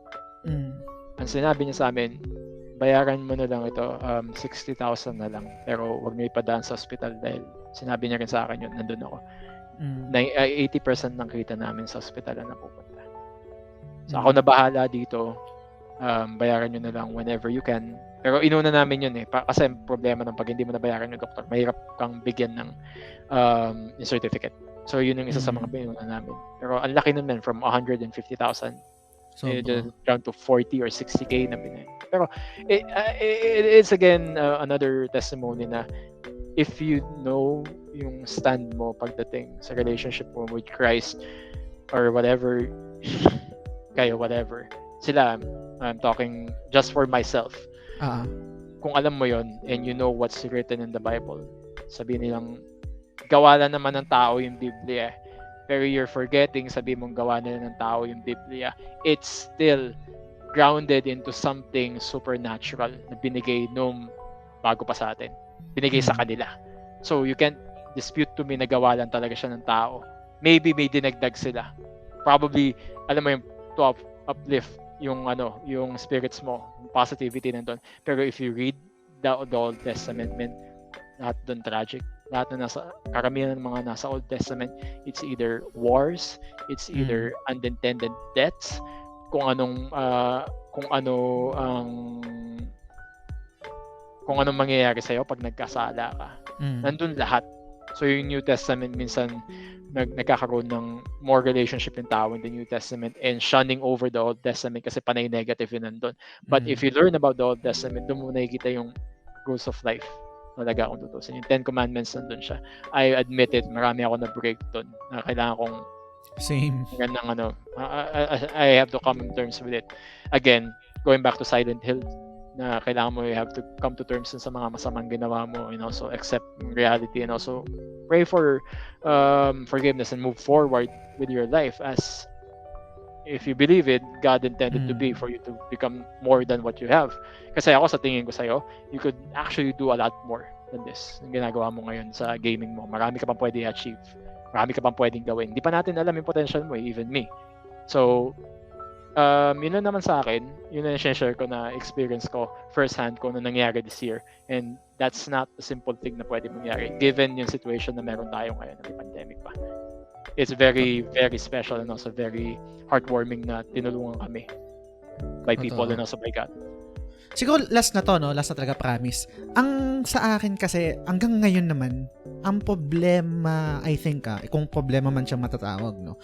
Problema sa akin is, yung sa faith journey ko is, laging ang question sa akin, bakit kailangan ko ng religion kung pwede akong dumirekta sa kanya? Parang laging ganun eh. Pero may paliwanag si Sam dito, hindi ko na lang maalala kung ano. So, yun yung lagi kong dinidebate sa sarili ko na bakit kailangan kong mamili ng religion, bakit kailangan kong, let's say, kasi kinukonsider ko din na maging born again kasi marami na akong mga kapamilya na born again, pero yung immediate family ko is Catholic. Yung parang yun yung laging challenge sa akin na sagutin and parang mag-push through sa faith journey ko. Pero anyway, siguro, last na siguro, promise. Ano na lang yung thoughts mo dun sa sinabi ko para tapusin natin itong discussion natin. Question towards me pero na if you seem na may tanong ka pa, that's fine. Pero yun nga, yung format mo kasi may parang isang oras or something. This conversation, ladies and gentlemen, could go whatever talaga. Kung ako masusunod, aabot na oras kami alam niyo yun, nakikita niyo yung content ko eh. Pero, mahirap lang kasing i-edit. Yeah, mahirap i-edit talaga. Yun yung gusto ko sa live eh. Talagang usap lang. Pero siguro for me, you have to read the Bible. Ay, actually yun din pala yung sagot sa akin. Kasi ito yun eh. Yun ang sasabihin nila, you have to read the Bible and then not just internalize or understand kung ano nakalagay doon. The reason why you have religion, the way I see it, is the people coming before you na meron silang experiences dun sa Bible mismo and how it affected their lives. Kasi this is a journey talaga. Same with video games, as much as some Christians would demonize video games. Sometimes they have their own reasons why they demonize video games. Even before, sabihin ko yung totoo sa'yo, noong 80s, nakaban sa amin yung video games. Kasi alam mo naman, violence and also basta alam mo na yun, yung mga aspects na hindi sang-ayon sa ginagawa natin as people. Pero everything that you go through is a journey. You need a person who already went there, who already experienced the life na meron ka. Kasi meron yan eh, kapag pumasok ka sa Christianity or even sa yung Katoliko ka. Sorry GM, naalala ko na pala. Ang advice pala sa akin ni Sam, kung familiar kasi Sam yung parang personal. Ayun. Ang advice niya pala sa akin is, yun nga, read the Bible and look for a community. Kasi hindi mo kaya na mag-isa. Hindi yung parang, I guess, ang totoo rin naman na parang hindi mo kakayanin na hanapin mo si God or parang yung sa faith journey mo na mag-isa ka lang. Kailangan mo rin ng community na tutulong sa'yo. Parang ganun. So, yun yung naalala ko. To help you out. Talaga. It's same with, sabihin natin, rehab. Kailangan mo ng katulong doon. Pero I'm going to give the option na ano mo yun. Kasi in the end, it's still your decision kung anong mananaig sa buhay mo eh. I could show Totoo. you, personally, I could show you what worked for me. Pero you could question me bakit ganito yung nararamdaman mo sa katawan mo, hindi ka tinutulungan ng Diyos. May mga ganun yun eh. Pero ang akin is it important for you to question kung ano yun, or you have to look through the experiences that I have in spite dun sa nararamdaman ko ngayon. Yun eh. Ano yung pwede ko ibigay sa'yo as a person, yung experiences ko, yung track record na meron yung ginawa yung Diyos para sa akin, or are we going to talk about semantics kung anong nararamdaman ko? It's Gets. really a mental thing. If you have decided to accept repentance first, na come into terms. Again, umuulit na naman sa team ng Silent Hill repentance dito na you have to accept yun nga, the terms kung ano nangyayari sa'yo.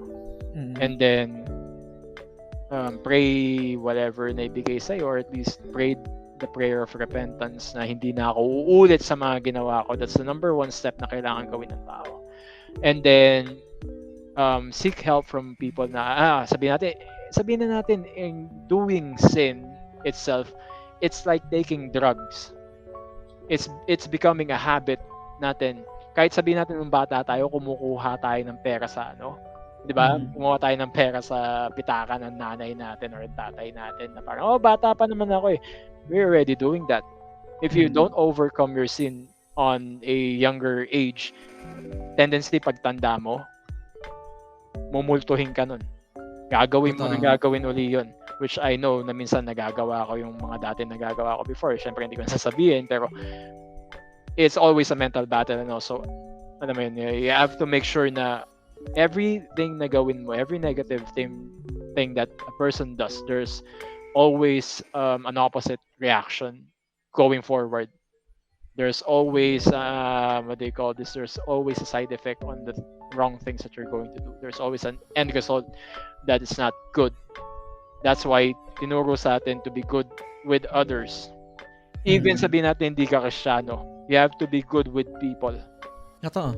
Diba? Because inherently tayo, sabihin ko na yung totoo sa atin, sa'yo, inherently meron tayong masama sa loob natin. I agree. Pero we have to overcome that. Because yun nga, Jesus died for the same reason why we're saved right now. That's what I feel. Pero inherently, di ba napansin mo, mas madaling gumawa na masama kaysa maayos. Kung wala naman, I guess kung kadagdag ko na din, kung wala nga tayong batas, it's going to be anarchy everywhere. The things that you're seeing right now would be triple worse. And people, not going political, pero if people would overthrow our current president ngayon, I'm not seeing anyone else na pwedeng pumalit sa kanya. Same. Sorry to tell na hindi ako dilawan. Pwede niyo akong akusahan na dilaw ako. It doesn't matter to me. It doesn't hurt my feelings kasi hindi. I'm anti-stupidity. Yun ang sabihin ko. I'm anti-stupid. Kaya pag makikita mo yung yung mga pinapost ko sa Facebook in my personal wall, it's all about common sense. Kasi yun ang nawawala ngayon. If you go into an ideology, into an extreme on it, you're already stupid kasi sobrang extreme mo na doon. You're not going to listen to the other side. You're not going to listen to this person why he did it. You're not going to listen to this person why he chose to have these decisions. Hindi katulad to men ng video games na meron tayong alternate endings. Minsan lang tayo mabuhay, so we need to be good with other people. If not, that's your call. Eventually, babalik sa'yo. Kita natin yon with the dictators na meron. Sabihin natin, bad example, si Hitler. Anong nangyari sa kanya? Hitler did the things na ginawa niya because he thought that he's doing humanity a service. Which na in paper, yung ginagawa niya, maganda siya. Pero yung method na ginawa niya, sobrang pangit. Pumatay siya ng sobra daming tao. Ganon din si Mao. Ganon yung mga ideology ng communism and also socialism. Everything for the good of the people, pero in the end, po siya. Maling-mali na yung mga ginagawa ninyo. So, the decision of being a good person is in you. Kapag may naramdaman ka na hindi na tama, you have to step back and assess kung bakit hindi tama yung nararamdaman ko towards something na ginagawa ko. If you go forward, even may deep inside na nararamdaman ka na hindi tama, and then eventually nakita mo mali yung ginawa mo, that's on you because God gave you the decision to also step back, the option to step back and reassess. So, again, ang sasabihin ko lang, if you want to build your own relationship with Christ, you have to come into a decision on yourself to reflect first kung ano man ginawa mo, and be released kung anong masama ang ginawa mo before. Pray over yourself, pray to God na patawarin ka. You have to pray once lang. Hindi ko magets yung pray tayo ng pray din ganun. Kasi once na magdasal ka, yun na yun eh. Sinabi mo na yung totoo sa kanya eh. Ganito yung nangyari. Ganun din. Again, ay, sorry JM, medyo meron may yung audio. Scratchy. Scratchy ba? Sorry. Yung ko, medyo intense ako magsalta. Okay lang. Sige. Hindi ko imagine na abot tayo sa ganito. Oo nga eh. Ako din eh. Pero goods lang yan. Yun nga, if you release yourself or give to God whatever yung ginawa mo before, that's the end of that. You should forget that. Kung anong naiisip sa'yo ng tao sa ginawa mo before, deep inside you, alam mo, pinatawad ka na ng Diyos dahil hindi mo na siya gagawin uli, and then binigay mo na yung yung burden na yun sa Kanya. Cast your burdens on Him. Nasa Bible yun. Cast your burdens on Him and He will release you whatever yung ginawa mo. So babasahin ko lang dito. Truly I say to you, whatever you bind on earth shall be bound in heaven, and whatever you loose on earth shall be loosed in heaven. Again, I say to you, if two of you agree on earth about anything they ask, it will be done for them by my Father in heaven. For where 2 or 3 are gathered in their name, I am among them. Kaya importante na meron kang support sa ibang tao. Kung gusto mong gawin, regardless if it's religion, regardless if it's a team that you're working with, you need someone talaga to support you. Totoo.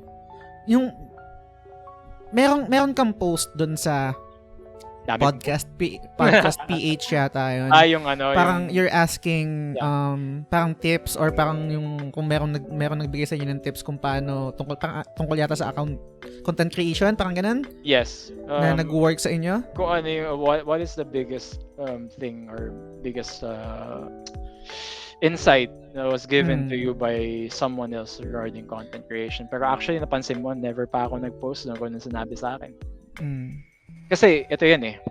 If you're going to ask me, yun ba yung tanong mo kung... Hindi yun. Okay. Meron kasi akong isasagot dapat doon, pero related dito sa dinidiscuss natin tungkol sa God, sa Bible. Ako din. Ngayon, sasabihin ko sa'yo kung ano talaga yung sasabihin ko doon. Ito yung isasagot ko sana sa'yo, pero binura ko kasi parang sabi, ay baka corny, baka preachy. Pero ito yung gusto kong sagot doon, na naging advice din sa akin before. Hindi naman literal na binigay na advice, pero nabasa ko sa Bible, nabasa ko na sa isang podcast.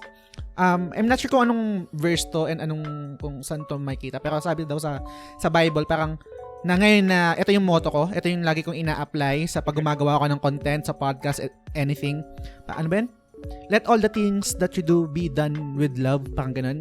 So, yun yung laging mantra ko sa sarili ko na eto, content creation, sa podcast, sa video games, everything. Yun yung lagi kong ginagawa. Parang kailangan mahal ko. Parang ipapakita ko na mahal ko. And I guess siguro nagtatranslate yan sa mga listeners kasi nararamdaman nila na mahal ko yung ginagawa ko. So, parang yun yung gusto kong sabihin, i-advise, quote-unquote advice na iparating sa'yo. Pero binura ko kasi parang, ewan ko, parang siguro... Ngayon alam mo na, post mo na lang, pre. It's 1 Corinthians 16:14. Yun. So, yeah, it's very simple but very powerful kapag tinignan mo.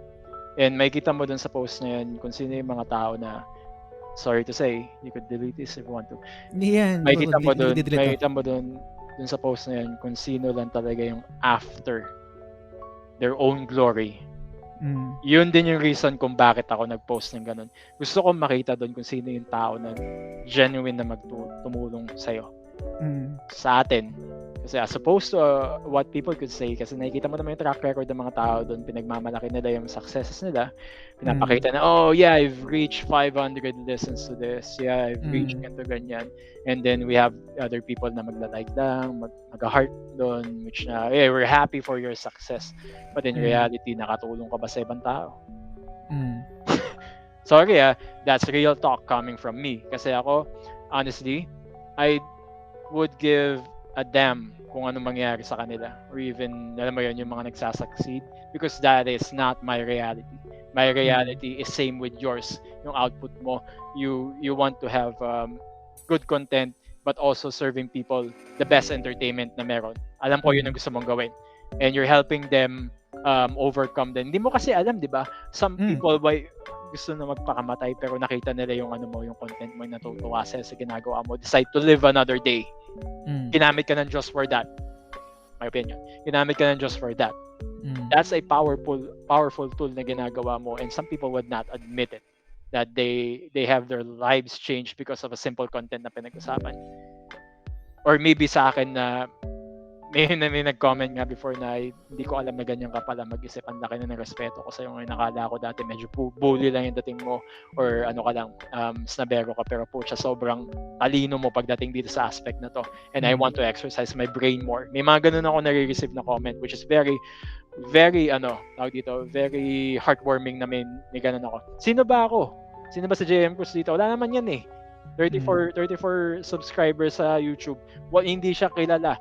Kahit lumabas ako dyan sa kanto, hindi naman ako kilala. Because ito yung sasabihin ko sa'yo. This is the best advice that I've received, as not just as a content creator, but as an artist in general. We are not doing anything special. Sorry to say, but we are not doing anything special. We're doing the best that we can in order to present something special. Pero in reality, ilan kayong gaming creators, man. Sobra dami. Nandyan si PewDiePie, which I was following since 2012. Same. Talagang, linaro niya may na Silent Hill 2, if you remember. Hindi ko na nabutan yun. Ang nilaro, ganun ako ka-OG pagdating sa kanya. Linaro niya yung Silent Hill 2 before. And here's my mom, favorite person in the world. Pero yun nga, linaro niya yun. Di ba, isipin mo na lang, if we are, yeah, later. Kapag titignan mo in a bigger sphere, man, yung ginagawa natin as content creators, wala tayo. We're not special. Pero, we serve something special out of our own heart, katulad ng sinabi mo, na let all that we do be done in love. And that will resonate with people na nanonood sa'yo. Same with me. Kasi yun lang naman yun eh. We're doing everything out of love eh. Love of what we do, love of what we could give them. The simple 1 hour na nagsistream ka ng laro, which I really admire you guys, especially you na ngayon nakilala na kita, na you take that time na maglaro and to give people some sort of entertainment sa Gamesilog channel. Especially ito, ang ginagawa mo ngayon. Meron isang question din dun sa podcast PH na ang tanong, sorry ang tanong is parang, ano ba yung reason ba't kayo nagpo-podcast? Parang ganun. Gusto ko sanang sumagot doon, pero parang baka i-take na mali. Ang gusto kong sanang isagot doon is, nagpa-podcast ako kasi it makes me happy. Literal lang na ganun lang. There's nothing wrong with that. There's nothing wrong. Kasi parang yung sinasabi mo kasi, parang gets ko naman yun eh, na parang okay, parang nakaka-inspire yung epekto sa listeners. Yeah, that's the audience take pagdating sa ano.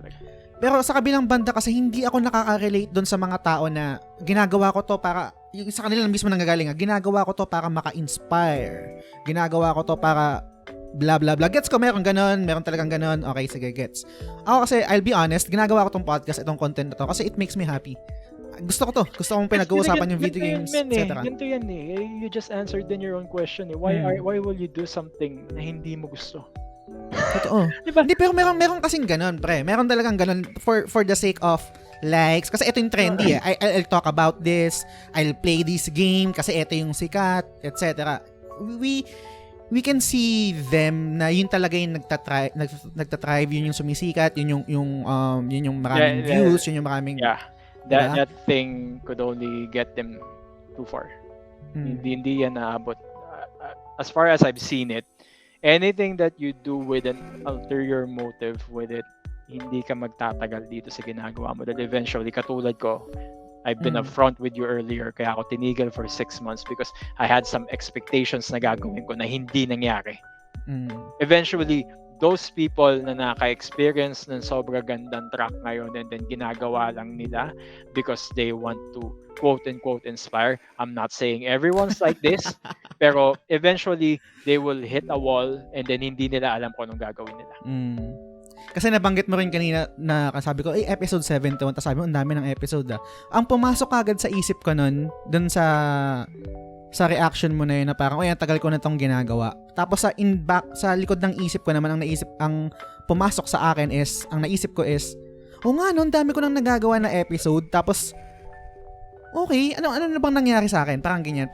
Pero sa kabila naman, na naisip ko is wala akong pakialam kung anong nangyari. Tuloy-tuloy lang ako sa paggawa. Parang ganun lang yung naisip ko. Kasi these are just numbers, man. I mean, you could say na matagal ka na talaga. Kasi may nag-post nito napunta na sa podcast PH, may nag-usapan natin. May nag-post nito na ito yung same person na nag-PM sa akin na sinabi niya na some people can't even reach episode 10. Nabasa parang may ganun na nawawalan sila ng will na de-demoralize sila. Again, you know why? Because I'm willing to bet money the reason why they got demoralized because of unrealistic expectations that they have regarding this hobby. I'm not even saying that this is a full-time thing na ginagawa mo. Kasi ikaw, hindi ka kumikita talaga dito ng sobra. Kumikita ka sa merch, which is very good for you. Ako, totally wala. Demonetize ang ginagawa ko. I take around 3 hours on a Friday evening just talking about movies kasi I love talking to people and talking to movies about movies and series or even the fandom in general. Ni-invite ako sa mga panels in other YouTubers in sabihin natin the West. Nag-enjoy ako Kahit minsan hindi na nila ako maintindihan dahil iba nga yung culture natin and ako'y naiiba. I still enjoy talking to them because out of the fact na pare-pares tayo na-enjoy or minsan meron tayong opposing sides pero in the end, we still enjoy what we're saying. Yung mga tao nag-give up kagad, they have unrealistic expectations dito. Joe Rogan made it kasi hindi niya ina-expect yung pera. Gawa lang siya ng gawa ng content. Especially in episode 1 na sobrang shitty ng ginawa nila. Panahon pa ng Justin TV to, kung naalala mo. Justin.tv nila, doon pa sila gumagawa ng episodes sa sabay ni YouTube nila. So, humble beginnings, number 1, number 2, dapat yung expectations mo wala talaga. Hindi ka mag-expect na mangyayari dito, kailangan ma-monetize siya by December, monetize na siya. Lalo na sa YouTube, men. Tignan mo, nabura yung YouTube channel ko a few days ago or a week ago. So ngayon, na-recover ko, tuwan-tuwa ako, pero tinignan ko yung yung mga nakalagay, wala na lahat ng 300, 200 views ko doon. So back to zero na naman ako. Kung ako todo, alam mo yun, kung yun yung iniisip ko, bakit ko pa ginagawa to? Totoo. Pero hindi We do what we want because we love what we do. And whatever positive people will be able to take out of it, we're thankful. Bonus na lang it's a bonus na ganun nga, and we spread the word, lumalaki yung following mo, but Jazz is a good player and he also talks about real life situations with people. Kabihin natin dyan sa mga na-interview mo before, which yung past interview mo with yung mahaba buhok na nag-dive in kayo sa, and also before that, I forgot kung episode yon, pero nag-dive in kayo into the mental psyche, yung mga ganon na hindi na-appreciate ng tao until marinig nila yon. Dahil one day may darating dyan sa'yo, probably every day may manunod sa'yo and then, shit, ito pala yung nakaramdaman ko, no? Thank you, Just, kasi yun sa interview na to. Di ba, minsan nakakaganon ka nakaka-receive ka ng mga ganong comments So, unintendedly, may mga ganon talaga. Because you love what you do and you're not negative about it. Ako, on my own sense, medyo negative ako. Why? Because this is how I see the entertainment industry right now. Everything that you guys are giving us are shit. So, anong gusto mo sabihin ko? Ipipraise ko yung mga movies na hindi maganda talaga. I'm going to say it's my opinion. If you get hurt, I'm sorry. But I'm not sorry because it's my opinion. You have your own. And I'm willing to talk to anyone na meron different opinion. Pero, let's just be respectful talaga. I think isa rin yan sa mga problema natin ngayon na parang hindi natin kaya magkaroon ng matured conversation sa iba yung paniniwala sa atin. Being so defensive talaga nowadays. Totoo. Sobrang... Anyway. Whew! I enjoy this talaga.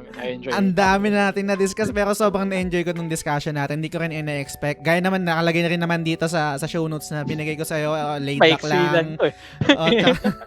Tapos sabi ko rin, most of the time, baka ma-sidetrack tayo and that's okay lang naman. Pero yung expected ko dito, 1 hour and 1 hour and 30 minutes. Pero goods lang yun. Sobrang...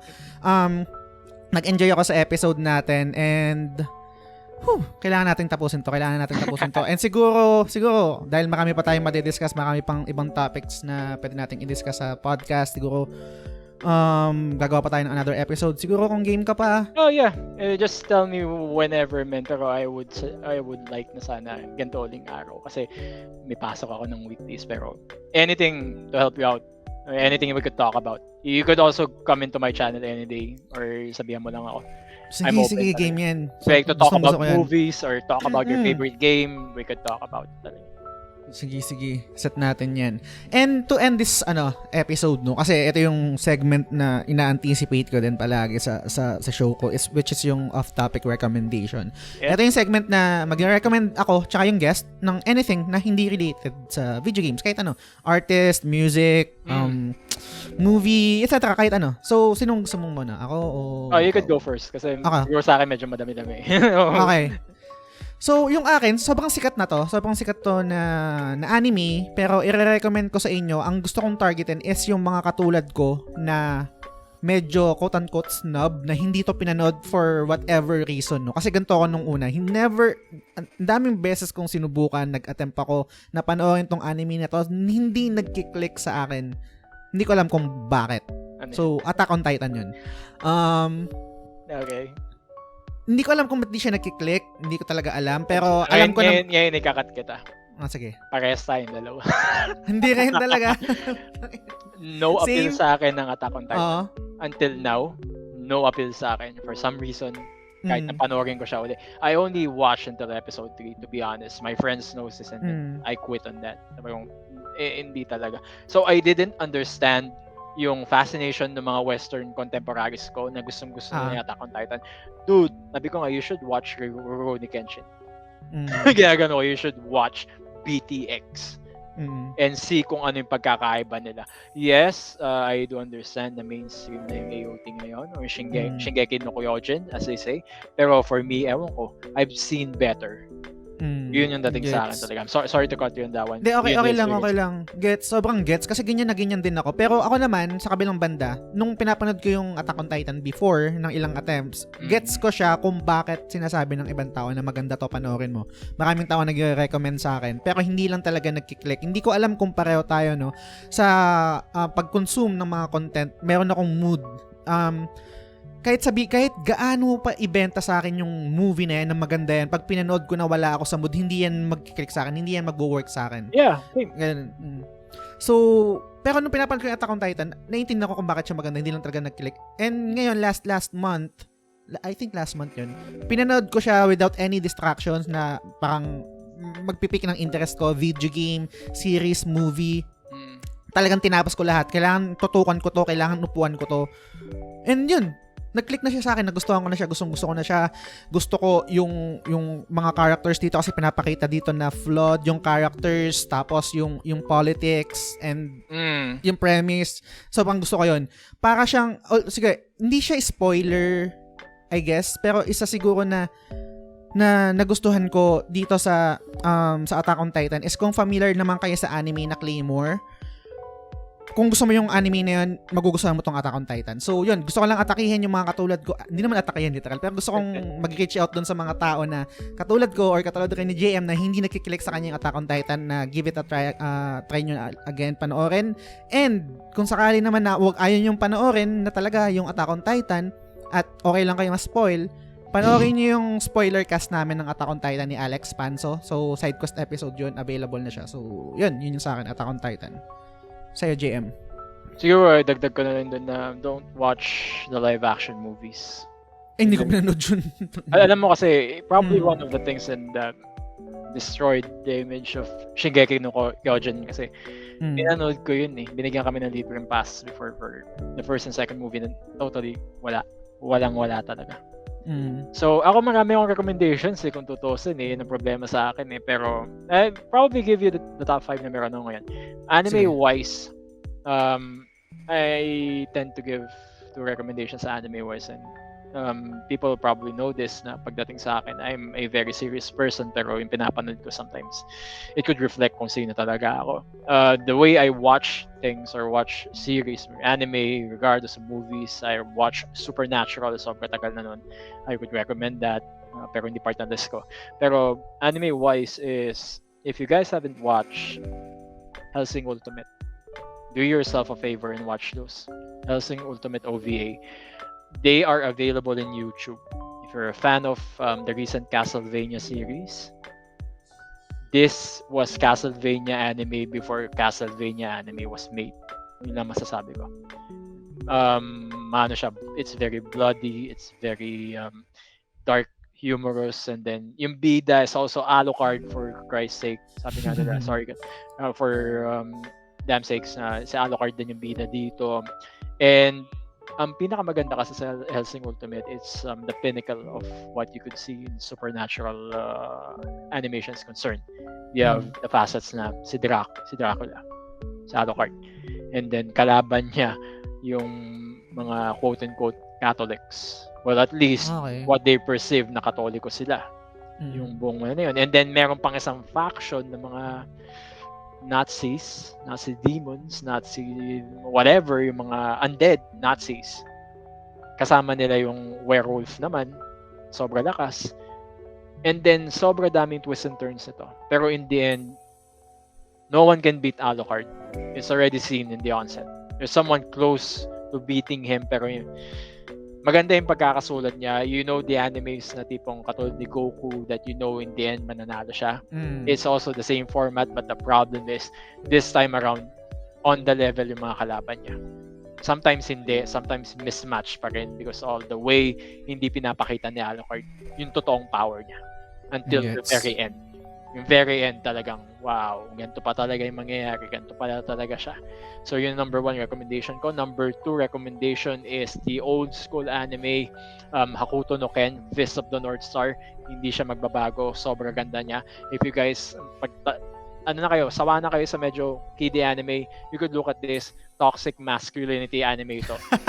You see people, baka siyang Baki, kung tutusin, kung familiar ka sa Baki, pero bago pa nagkaroon ng Baki, meron na nito. Bago pa nagkaroon ng JoJo Bizarre Adventure, JoJo Bizarre. ito muna. So, most of the characters sa JoJo, especially yung JoJo Season 1, na-inspire yung bida sa JoJo, I think it's Joseph or Jonathan Joestar. Dito siya na-inspire kay Kenshiro.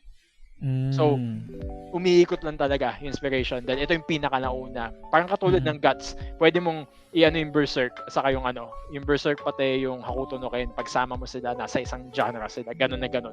Gusto mo ng brutal na panay. Ang maganda kasi sa Hakuto no Ken, family-based din yung unang season niya. Parang naglalaban yung pamilya. Parang nasa kanya yung power, pero meron kang kapatid, meron kang elder brother na may ambitions na alam mo yun, sobrang sama din ng ambition niya. Pero magkapatid pa rin kayong dalawa in the end. Ganun pa rin. Maganda siya. Movie-wise, all these old animes available sila in YouTube. So, you have no reason na hindi panoorin. Yun na yun, movie-wise ngayon, walang magandang movie. Sorry to say. If you like to watch a movie na recommendation ko, horror movies are good. Watch The Thing, 1982. Kung gusto mo panoorin talaga magandang practical effects during that time na 1982, The Thing, 1982. Music-wise, wala akong mai-recommend. Siguro hindi nyo magugustuhan. Listen to obscure stuff. Listen to progressive metal like me. Drummer ako. So, napakinggan ko ngayon is more Symphony X, yung mga anthemic, yung sobra haba ng long format songs. Lalo na ngayon magpapasko, may project nga pala kami, Christmas song na prog. Hindi ko pa alam kung anong gagawin namin. And then, ayun lang. Siguro unintended na recommendation is Fate. If you guys watch the Fate series, maganda. Start with Fate Stay Night. Paborito ko dahil nag-cosplay din ko before. Tawag dito. Gusto ko yung character design nun. Parang may nakikita ko mga magandang mga laruan. Maganda ba na anime yun? Ano bang anong elevator pitch mo sa akin sa Fate? Depends sa mood mo. Depends sa mood mo. Sabihin ko yung totoo sa'yo. So may chance talaga na hindi ko magugustuhan to? May chance na hindi mo magugustuhan. If you like something na medyo brutal, alam mo yung tipong, if like a character na sobrang messy na situation, I would say na yung Fate Zero. Hindi ko pa siya natatapos, pero gusto mong gamitin yung utak mo pagdating dito sa Fate Zero, marami kang makikita dito. And also yung, again, not harking back to Silent Hill, pero halos ganun din yung theme na tipong ginawa niya lahat for the greater good. Pero what happened in the end? Yun eh. What happened in the end? If you like something na simple lang, I would recommend Unlimited Blade Works, yung Fate's Stay Night. Simple lang siya, pero enjoyable pa rin. And more emotional dahil nandun din yung yung favorite anime woman character ko, si Rin Tosaka. Which, again, may pattern yung mga nagugustuhan kong fictional characters. They all wear red. Aerith wears red. Ada Wong wears red. Rin Tosaka also wears red. So, yun tatlong yun yung paborito ko. So, yun yung main na recommendations ko siguro for people wanting something na hindi pa nila napapanood or probably would like to revisit something. Yun lang. Yun, thank you.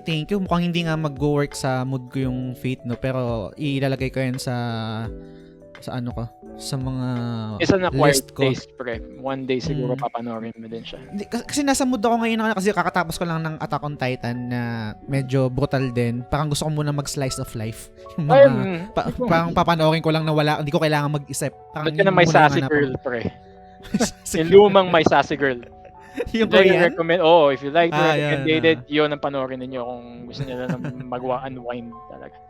Yun. So, again, JM, maraming salamat sa pag-guest sa episode ko. And haba ng episode natin. May gusto ka bang i-promote? Anything? As of this moment, wala pa yung because the way I work in Zero Discussion sometimes kasi kunyari next week wala pa, bigla na magkakaroon ng guest. Ganun na lang eh. Minsan, pwede ka ba? Sige, usap tayo. Ganun na ako eh. It's really just a fun discussion about movies, music, your series, what you want. And sometimes kapag artist yung yun. It takes preparation kapag artist talaga. I-invite ko. Pero if it's just movie discussions, madali lang yun. Panoorin ko lang once yung movie and then titignan ko ulit, tama ba tong naalala ko regarding it, and then doon ako magsusulat or doon ko i-internalize research. Pero for next week, wala pa. But for October, I'm aiming for a all horror month. So far, dalawa pa lang. And it doesn't have to be dark horror or sabihin natin yung tipong exorcist type. Dahil sawa na ako doon. Ayoko na panoorin yung movie na dahil sobrang dragging na movie na yun. Again, the recommendations for Exorcist, that's a very acquired taste na sobrang demonic na movie na yun. Sorry to say, I'm not advising anyone to go through that shit.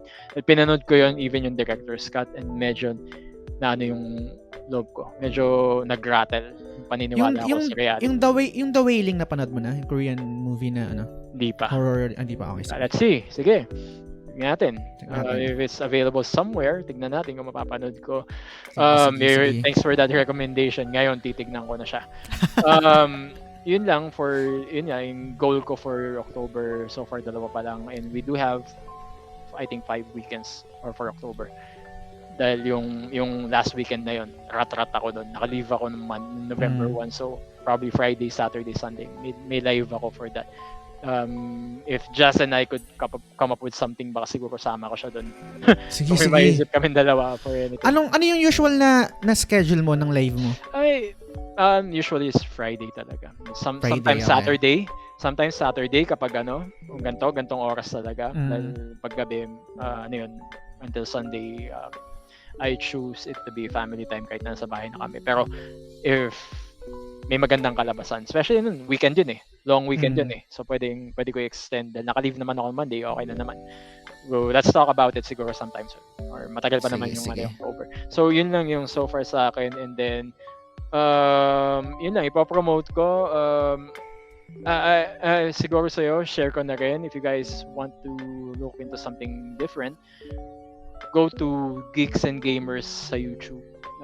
If you like to get some social commentary and also gaming commentary, yung mga guys from the US, I couldn't speak more highly about these people na they talk about literal common sense and may sarili silang fellowship ng tawag nila ng community. Everyone is welcome to join in. Everyone, wala silang hinihing kahit just comment there and have people at least know you in the basic sense na nanonood ako.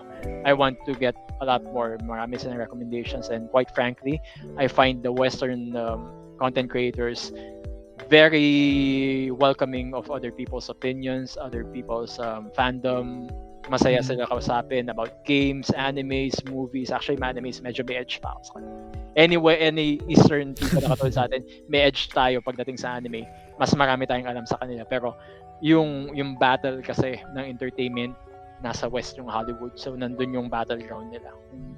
Yung nangyayari. And they're really opposed to the entire social justice warrior thing na dapat ganito yung set ng more, yan nga sinasabi ko, it doesn't matter kung social justice warrior, I don't really give a damn. Pero yung common sense kasi, yun ang nawawala sa tao ngayon. Yun din ang pinag-usapan natin kayo earlier. Pag nawala yung common sense sa'yo, kung saan ka na mapupunta. Sometimes yung hindi na nga tama ginagawa mo, akala mo tama pa rin. Totoo. Gets. So, yun. Again, maraming salamat, James. Thank you for letting me speak or having this opportunity to talk to you, man. And it's very refreshing na may nakausap ako about games. I think we could do something again, probably Resident Evil or something. Fan din ako ng RE. Pero it really depends to you if you want a panel. Alam mo yun, sometimes may mga panel na marami tayo and then nag-uusap tayo. That's also good. Jazz is a good person. Just the testimony, Jazz is a good person. I've already followed most of his content in YouTube. Na-enjoy ko lahat. There are some people na ini-interview niya. Sometimes I don't agree fully, pero that's life. We don't have to agree. Isipin mo na lang na lahat ng tao nag-agree sa'yo. So, that's not reality. Do follow him in YouTube. Do follow him in, I think may Spotify ka din.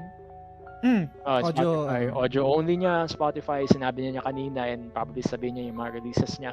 But yeah, yung mga naka-archive niya ngayon sa YouTube, I suggest you guys follow them kasi you are in for a ride for the content na meron siya. May enjoy niya talaga. Maraming salamat, pre. Tsaka again, hindi ako magsasawang magpasalamat sa'yo kasi sobrang hirap mag-commit ng maglaan ng gantong oras sa podcast, lalo na sa sitwasyon natin ngayon. Pero yun, so, maraming salamat. So guys, kayo rin sa mga nanood, sa mga nakikinig sa audio version lang, maraming salamat kung nakaabot kayo hanggang dulo. Ayun si Eric to. Napakita ni JM sa video. So yun, hanggang sa susunod na episode ulit. Bye! Take care, guys.